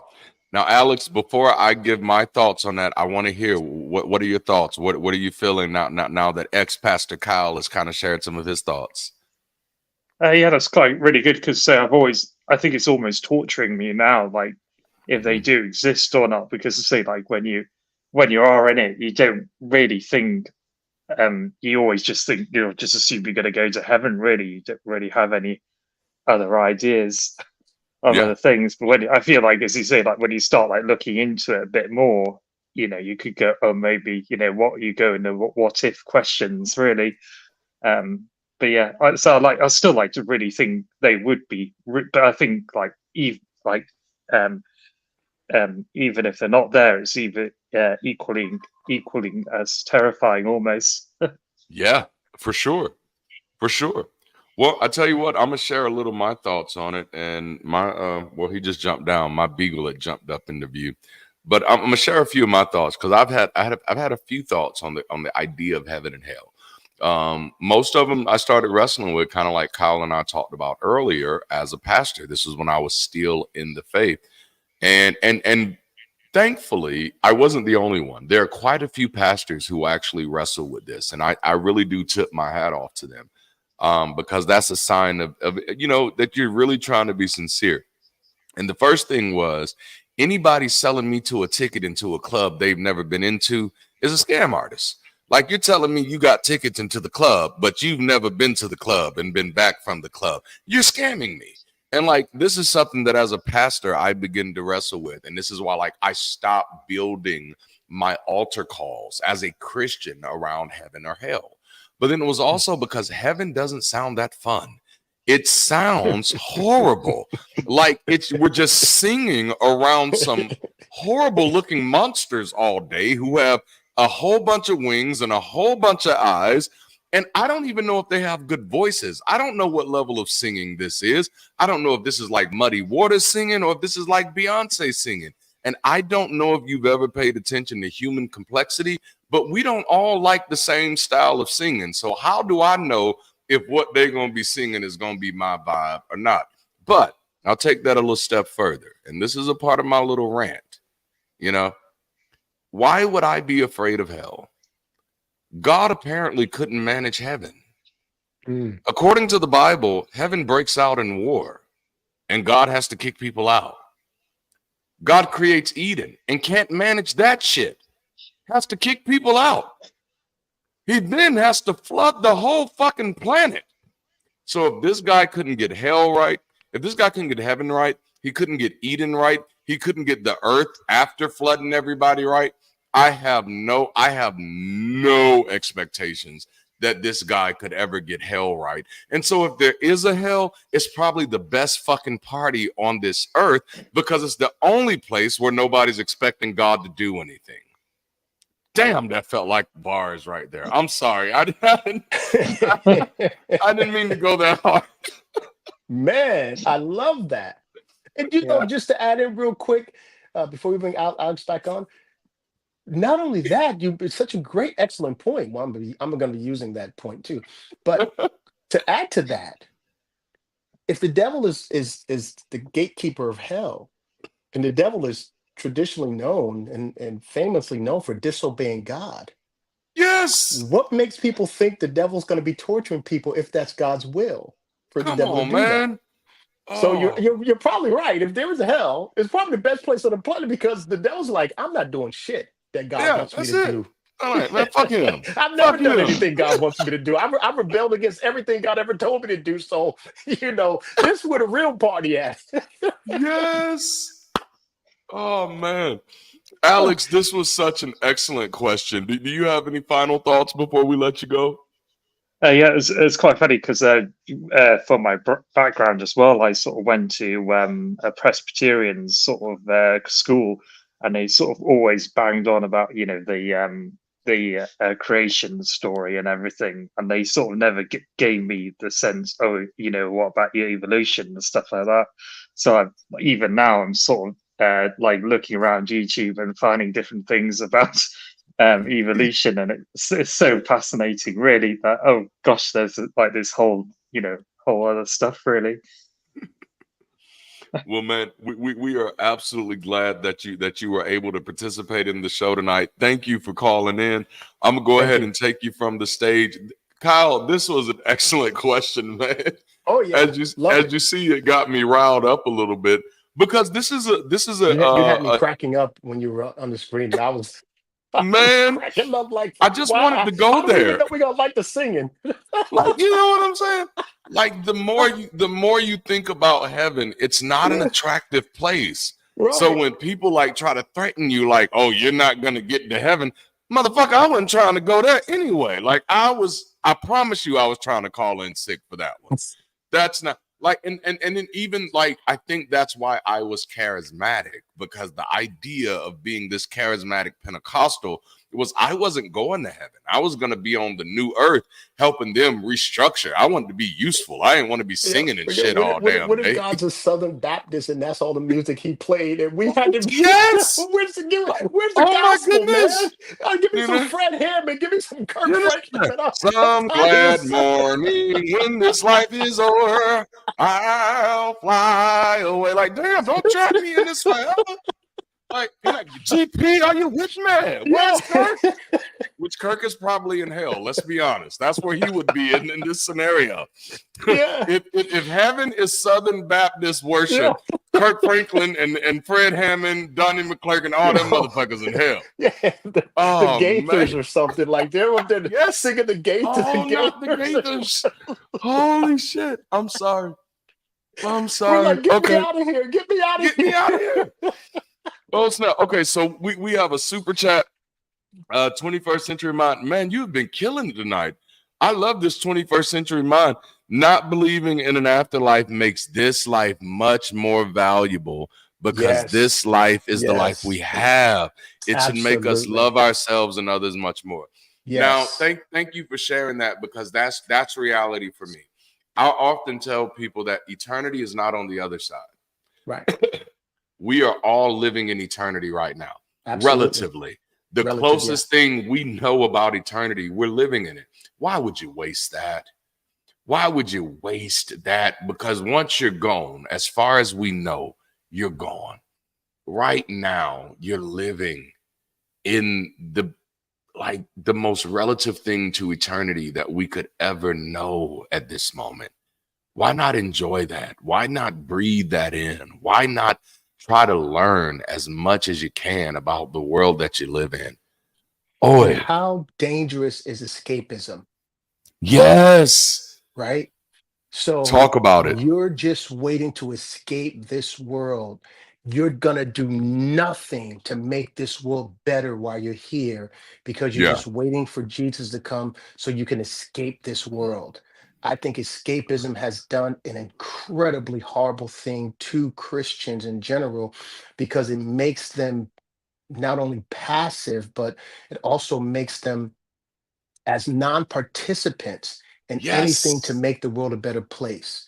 They're Oh, sir. hoping the world gets better or gets worse so Jesus can come Can and come back. save them from this world. So they have no ambition to do anything for it to make it better. They have no ambition to see things better. That's why it's always so doom and gloom, and the world's coming to an end. And that's why so many of them live in their conspiracy theories, and every single thing is a sign towards the coming of Jesus, because they just want to escape. And I say, Ah, anybody that's here, like you said, this is our eternity, this is our reality now, this is what's relative to yes. us now, this is what's real to us now. We should be here trying to make it better, not only for ourselves, but for our neighbors and everyone around us. That's it. That's beautiful. Like this is literally like one of the greatest call-in shows ever. And Kyle, guess what? We have another caller. We have another caller that's jam-packed. Now, normally we're shutting it down at this time, but like, oh man, Kyle, they're gonna drain us tonight. But I love this. This is and I don't, when I say drain, I don't want anybody to feel cringe about that. I mean No. that in an absolutely positive way. This is so beautiful, and Kyle and I are both adults. If we get tired, we'll say, all right, I gotta go. Because we do that. Okay, before I go to the caller, I want to hit this. We got another super chat. Not believing in an afterlife. Oh, okay. I think we had already read that one, but they gave it to us again, so I'm going to read it again. I'll read it again. You can put it back up. Not believing in an afterlife makes this life much more valuable because this life may be all we have. It should make us love ourselves and appreciate fellow humanity much more. They sent it again, so I read it again, and it's true. That's beautiful. All right, so we have. Let's see here who we have with us. Epicurus of Samos. And let me see what their question is. I'm a little slow on the banners. Perfect. It says he, him from Florida. Isn't wiser to reform religion rather than to eradicate it? All right, talk to us about it. Tell us what you mean when you say to reform rather than to eradicate. Hello, gentlemen. Good evening. Good evening. Yes. What I mean Good is, question. Yeah. it's sort of, I see religion sort of as a social and psychological technology, and it does good things. Yep. Despite its toxic elements, it does good things. So when I removed the supernatural elements and started seeing it as a human construct, there's actually it does have its benefits. Yeah. And so like I was a prison chaplain for 5 years. Yeah. So it gave a lot of hope to those prisoners. It helped them in prisoners who were on death row, and so it does have its problems, but it also has its benefits. So I think it's wiser to make it more humanistic, like add humanism to these Ooh, I have religions. Remove the thoughts. supernatural Yes. elements. Yes. Mm-hmm. Yes. Yeah. I'm so glad that you brought this up. Okay, Kyle, I'm gonna let you jump on this first, and then I have some thoughts. But I like this, and I'm so glad you brought this, and I think you brought Yeah. this to the right show, because I Yeah. think you might be surprised at what our answers are gonna be. This is gonna be great. Thank you. Yeah. All right, Kyle, it's on you. Part of what we're doing now in the way we think about things now, we try not to be biased, right? hmm So I most certainly don't want to answer from a biased position. Oh, I hate religion, let's get rid of it, because that would Yeah. be biased, and I'm not there anymore. I do think, well, I'll be let me be totally transparent. I personally struggle to find any good in it, me personally, but hmm that doesn't mean there's no good there, Yeah. right? Um, I think overall there's more bad than there is good, which is why I have a hard time finding good in it. Now again, I do acknowledge people do cling to this as a social thing. People do cling to this as a cultural thing. People do cling to this as something to do. A lot of people live alone. They don't have much of a social life. So for them to get up on Yeah. Sundays and go to their church and be greeted by their friends and have that little time, that means the world to some of these people. Now, if that's good, then yeah, I wouldn't want to take that away from them. If there's a way that those kind of things can still happen and people can still meet together socially and hmm talk about the good of the community and talk about the good of themselves and build one another up, not from a godly perspective, but from a human perspective, Yeah. and keep progressing in their humanity while still being able to go and enjoy maybe the fellowship of other people for whatever time it is, then okay, I would encourage that all day long. I just don't like what the sociological and the emotional and the physical and the mental impact religion often has on people, because I find that to be far more worse than Yes, it has sir. been good. Yes, sir. Oof. Man, I'm not mad at that. Okay, so normally, Epicurus, I would give you an opportunity to respond here, but do you mind if I go ahead and share my thoughts and then let you respond at the end? Yeah, absolutely. Go ahead. Okay, awesome. All right, so I'm gonna share my thoughts here. I don't normally pull me on the screen, but I'm doing it tonight. Because this is obviously, for those of you who follow this channel, this is one of the critiques that some people have about the work that we do. While I am obviously an atheist, I'm obviously anti-theist, I'm not anti-religion. And so some of the stuff we do on this channel does look like religion. But I have to warn you, it's because my background is sociology. And so Epicurus brought up a very good point. And that is that religion itself, and this is something I've tried to do a good job of trying to highlight on this channel, is that religion itself, obviously, if you don't believe in a God, then you know that religion can't come from a God. So then where does religion come from? It comes from humanity. Religion ultimately is a system of humans about humans. Every religion that has any sway is 100% focused with no other species on this planet other than the Homo sapien species of primates.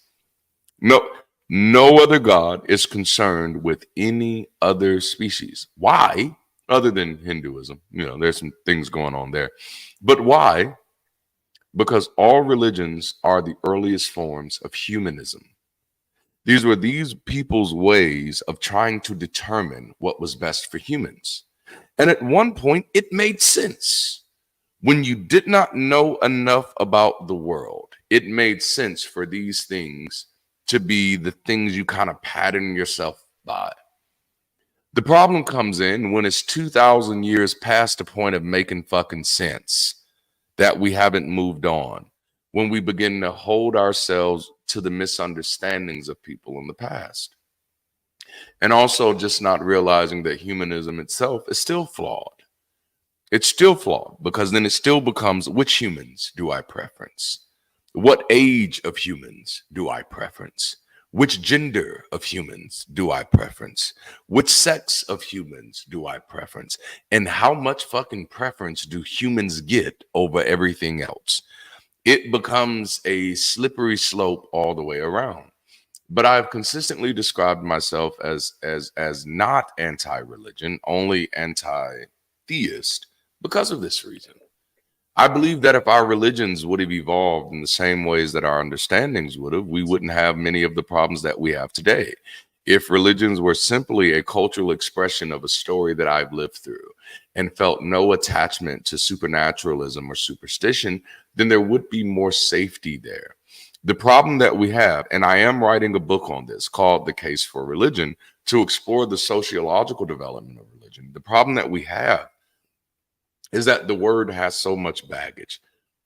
So even though the work that we do on my channel is obviously secular, I'm obviously an atheist, people are still uncomfortable supporting the work because I'm so community driven. And to them, that just looks a little too much like church. That just looks a little bit too much like religion. But to your point, I think you're highlighting something that we struggle with. I don't think we've defined religion well enough. I think a lot of times when people describe religion, what they're actually talking about is supernaturalism and superstition.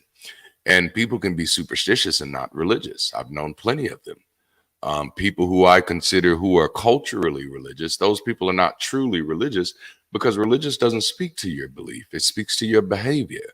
It's what you're committed to doing. And I honestly say I am more religious today than I've ever been before in my life, because the one thing that I am committed to is people. And so my religion is humanism. But in all truth, from a sociological perspective, religion has always been humanism. It's only when it gets trapped in our misunderstandings of the past that it becomes supernaturalism. In the same way that alchemy used to be a respected science, and then we discovered chemistry. And I think religion has gone the same way. I don't think religion doesn't have a lack of utility. I think it's highly useful. But I think that defining point is what both Kyle illustrated and what you illustrated as well, Epicurus, is separating religion from superstition and supernaturalism.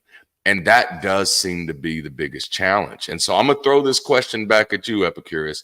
How do you think that we best approach separating supernaturalism from the idea of community or the idea of religion? Yeah, the critical historical method to the study of the Bible. That's a big one. Yeah. When you approach it that way, you have a lens and a framework for interpreting these mythologies.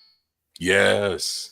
Now, see, I like that because that's something we're doing right now. Shameless plug on our channel. We have the Bible study with the next pastor, and we're walking through every book of the Bible. And I think I recently just put up a slide on that. I'll show y'all what that looks like if I can. Do I have this slide up?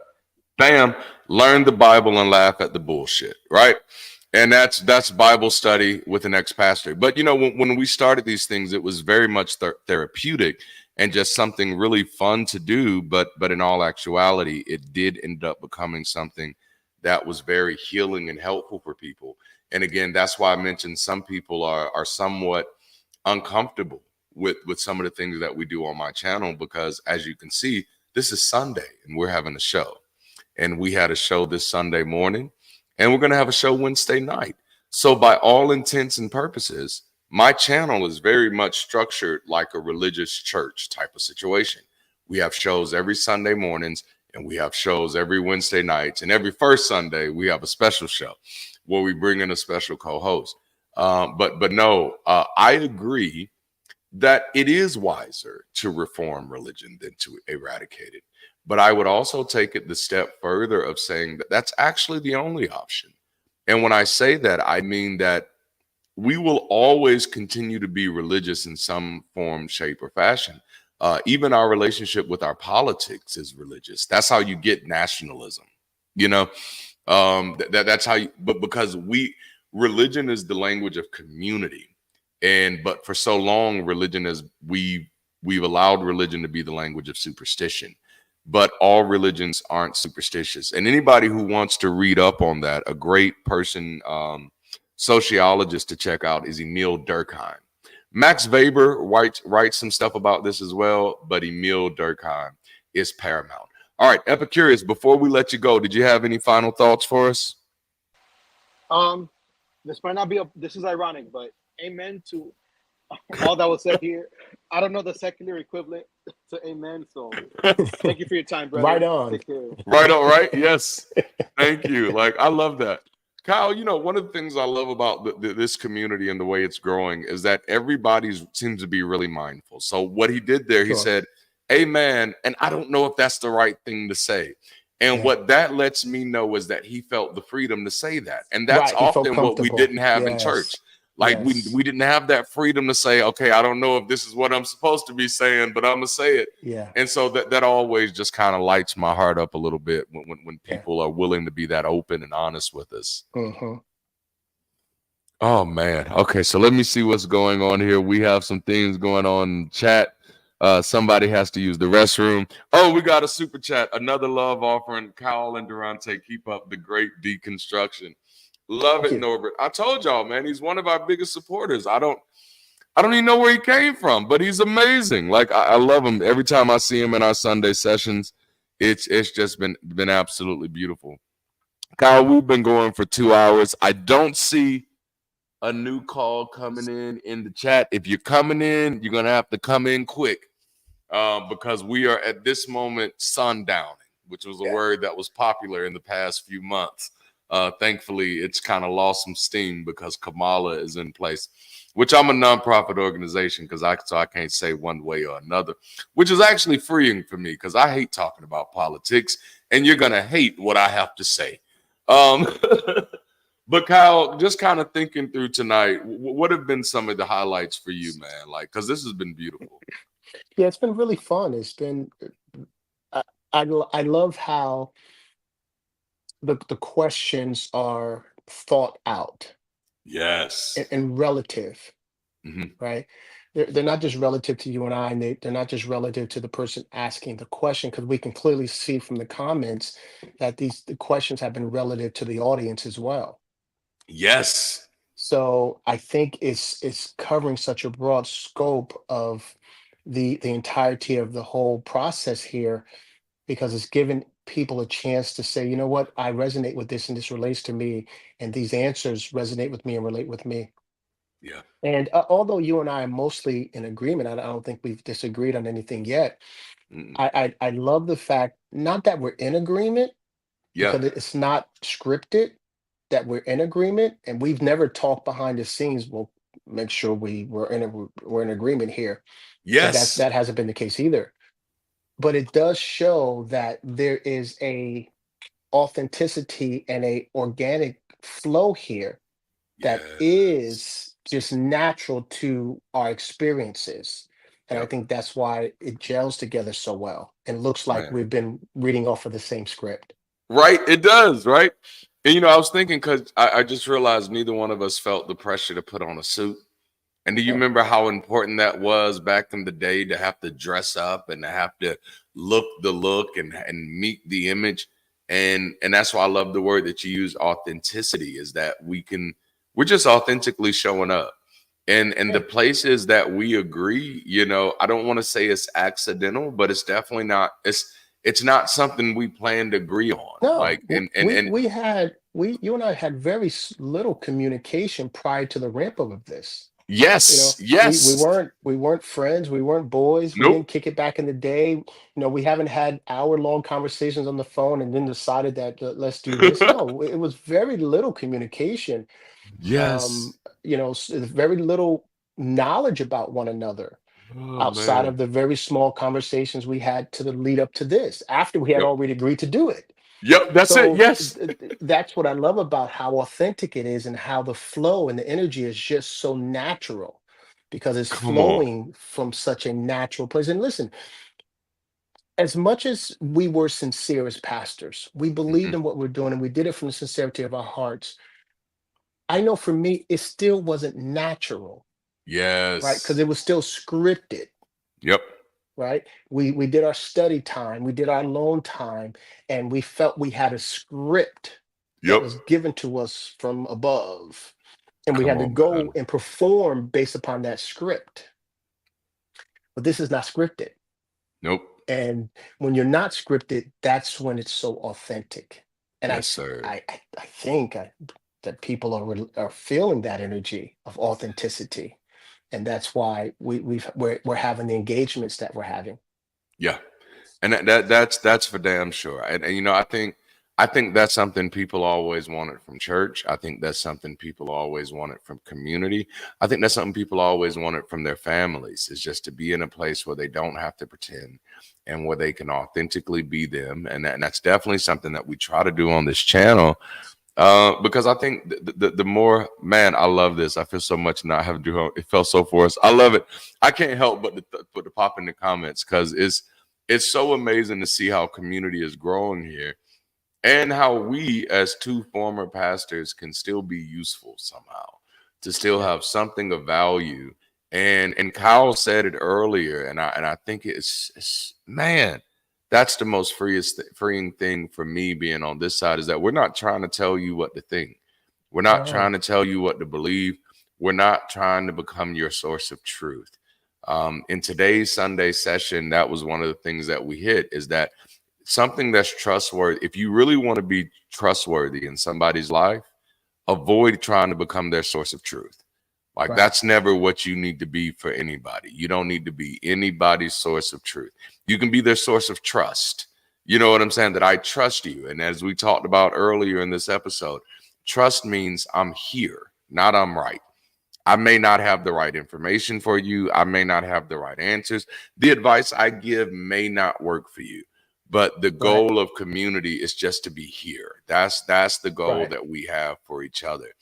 And though I am obsessed with the truth, I just don't ever want to be your source of truth. Number one, that shit is draining.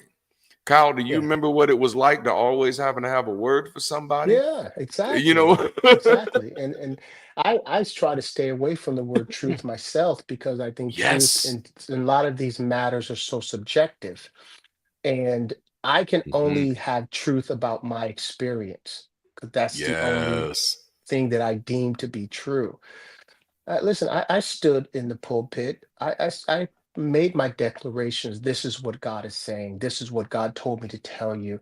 Yes, sir. And I've watched it not materialize over and over and over again, and I've watched it fail over and over and over again. So I find no truth in those kind of things. But I can tell you, my experience, and that is truth because it was my Yes. experience. So, your truth, my truth may differ Yep. based upon experience. Our truths may differ from the people listening based upon experience. And I think one of the commenters said earlier that they're not trying to take away someone's personal experience and what they believe Yes. happened to them from a God or anything. And I feel the exact same way.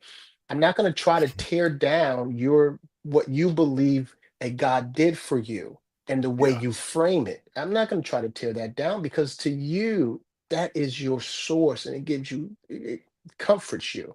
Yeah. And only a fool would try to tear down someone else's comfort. Come on Now, now. I will Woo. just tell you if we're having a dialogue about it, you know, I'll just tell you what my experience has been, you know. So that's the thing. It's just nice to be able to have this dialogue without the pretense of, you know, oh, didn't we do so good for the Lord tonight? Absolutely. Well, listen, man, as we're wrapping up, how can people find out more about you? Where can they find your contact information? Where can they support the work you're doing? Tell us a little bit about the work you got going on, man. I'm sure they're excited to hear. Yeah, I don't do a lot anymore. I used to do a lot more social media stuff and a lot of lives and different podcasts. I don't do a lot anymore, but I try to be very active on TikTok because I think over there there's a growing community of people that are finding our videos and having access to our videos, and they're Hmm. they're just there to give people thought, something to think about. There's a Facebook presence, and that's a mixture of ideals and thoughts, both inspirational, just to inspire you, the human being, on this daily journey, and also to kind of again get people thinking about some of these ideals that we have been convinced to believe are true. Those are the two platforms primarily. There's Instagram also, and that's entirely inspirational, totally inspirational, just to inspire people on a day-to-day basis. Again, about their humanity and my value I see in people. So Kyle Talks is the tagline across the board, except for Facebook. It's just Kyle Butler over there. And if you find me, I'd love to pick up more dialogue if you like, or just have you as a friend on the path. So that's what we have. Awesome. Well, man, I have to remind you all, and Kyle kind of mentioned tonight, when I asked Kyle to partner with this, we didn't know each other very well. No. I had seen your interview on Tim Mill's Harmonic Atheist. Mhm. And then I was watching a few of your TikToks, and then I was just like, okay, he's not out here just trying to debate. He's not out here just trying to convince people that they're stupid, which I do a little bit of that, um, but like he is out here, and I'll use the language that I would have used when I was a church planner. Here's somebody with a pastor's heart. That's the language that I would have used before, is that this person is not doing this to say I'm so smart and y'all are so stupid. This is a person who realizes that here's something I can say that helps some people from struggling and staying stuck in the same stupid shit that I stayed stuck in. And if I be honest and crass about this, it will help them. And I saw such a perfect blend of authenticity and honesty that I was just like, okay, I got to partner with this. Like this makes all the sense in the world.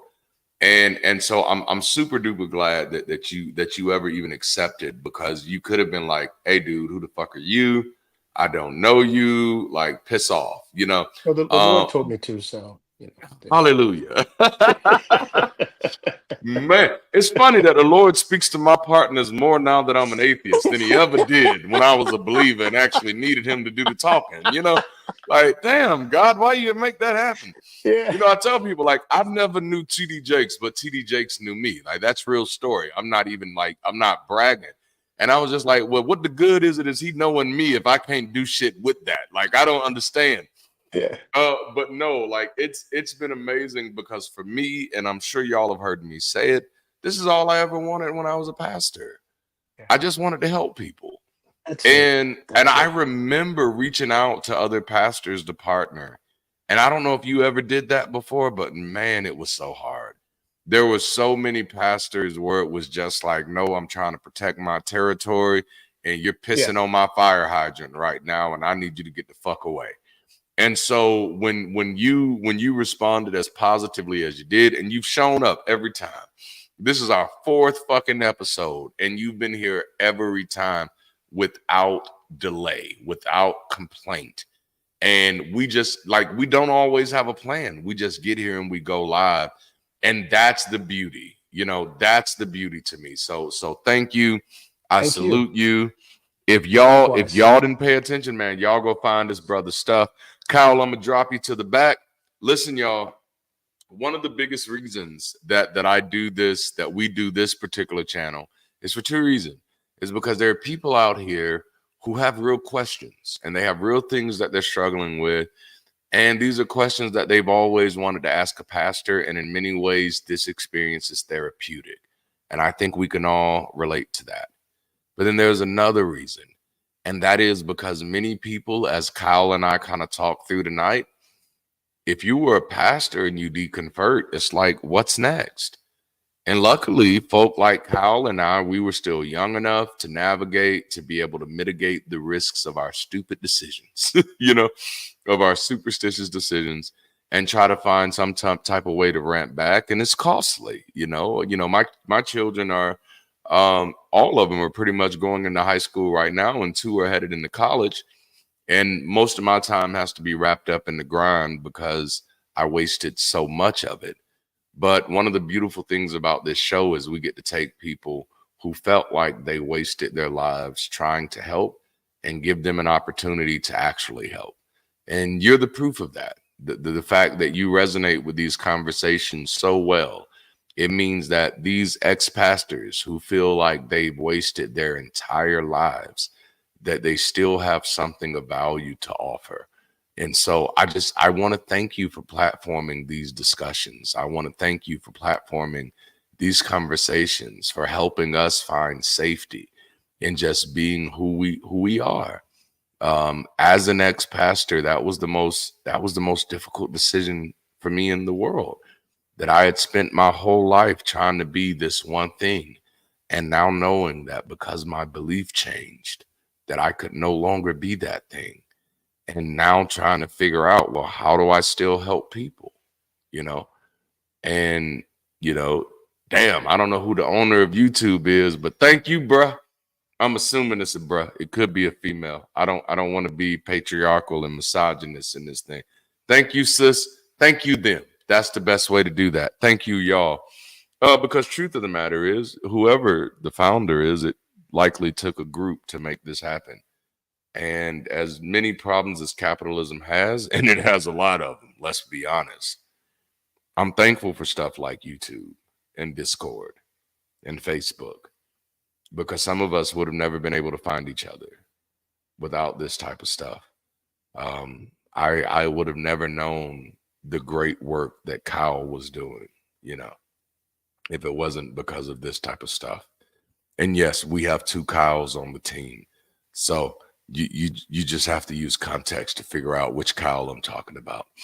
But no, thank y'all for hanging out. Let me make sure that I've hit everything. I think I've hit everything that I'm supposed to hit. I love y'all so much. Like, I think this tonight is our most successful live ever. We had over 80 people in live, and we've just never had that. And that tells you how powerful these type of conversations are.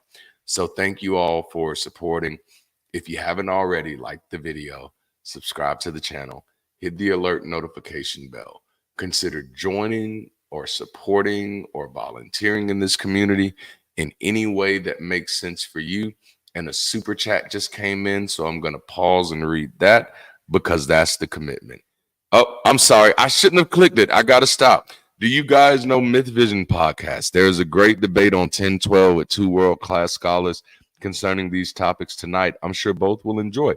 Yes, I am familiar with Myth Vision. Derek Lambert, is a legend, number one. And he and I are supposed to be doing something together soon. So be on the lookout for that. And I do love Myth Vision's work. So if you did not know it before tonight, go check it out. All right. So I think that's all I have. I love y'all, man. Keep doing what you're doing. Keep supporting. Thank you. And if there's anything that we can do better, let us know. If you're not a part of the Discord, please join, because that's where the community is happening at. YouTube is content. We have community in the comments and the chat, but that only goes so far. If you really want to help with building community, or if you really want to be a part of intentional community, I'm encouraging you to join the Discord, at least just as long as until we can get some actual physical communities launched.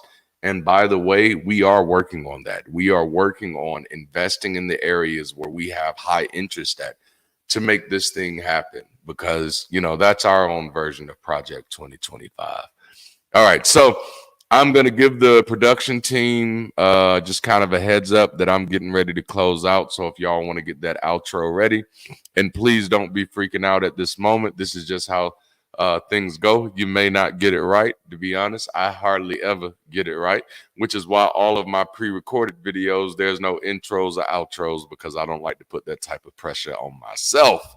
But don't mind putting that pressure on other folks. So production team, get it right. No, I'm just playing. I love y'all so much. Until next time, keep rising, stay progressive, be the bridge, and if you can, stay beautiful. We'll holla at y'all later. Let's see how this rolls.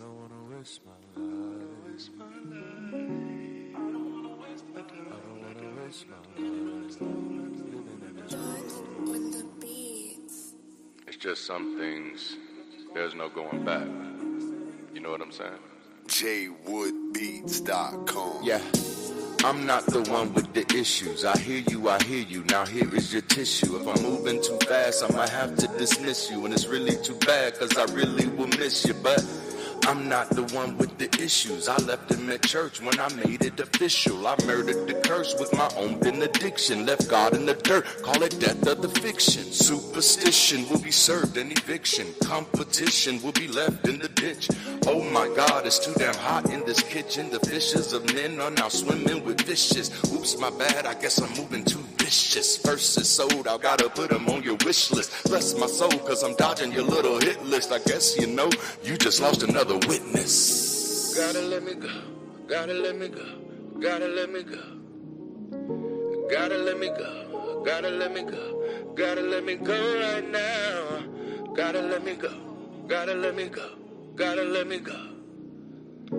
Gotta let me go, gotta let me go, gotta let me go, I'm out of here. I can do anything, fuck your opinions and energy. I finally got the epitome. My biggest hindrance was God can't do nothing but fail. Greater is me. I never needed your deity.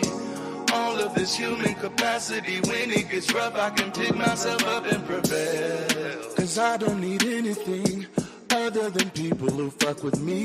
Good business, it starts with good company. That's why your boy is obsessed with community.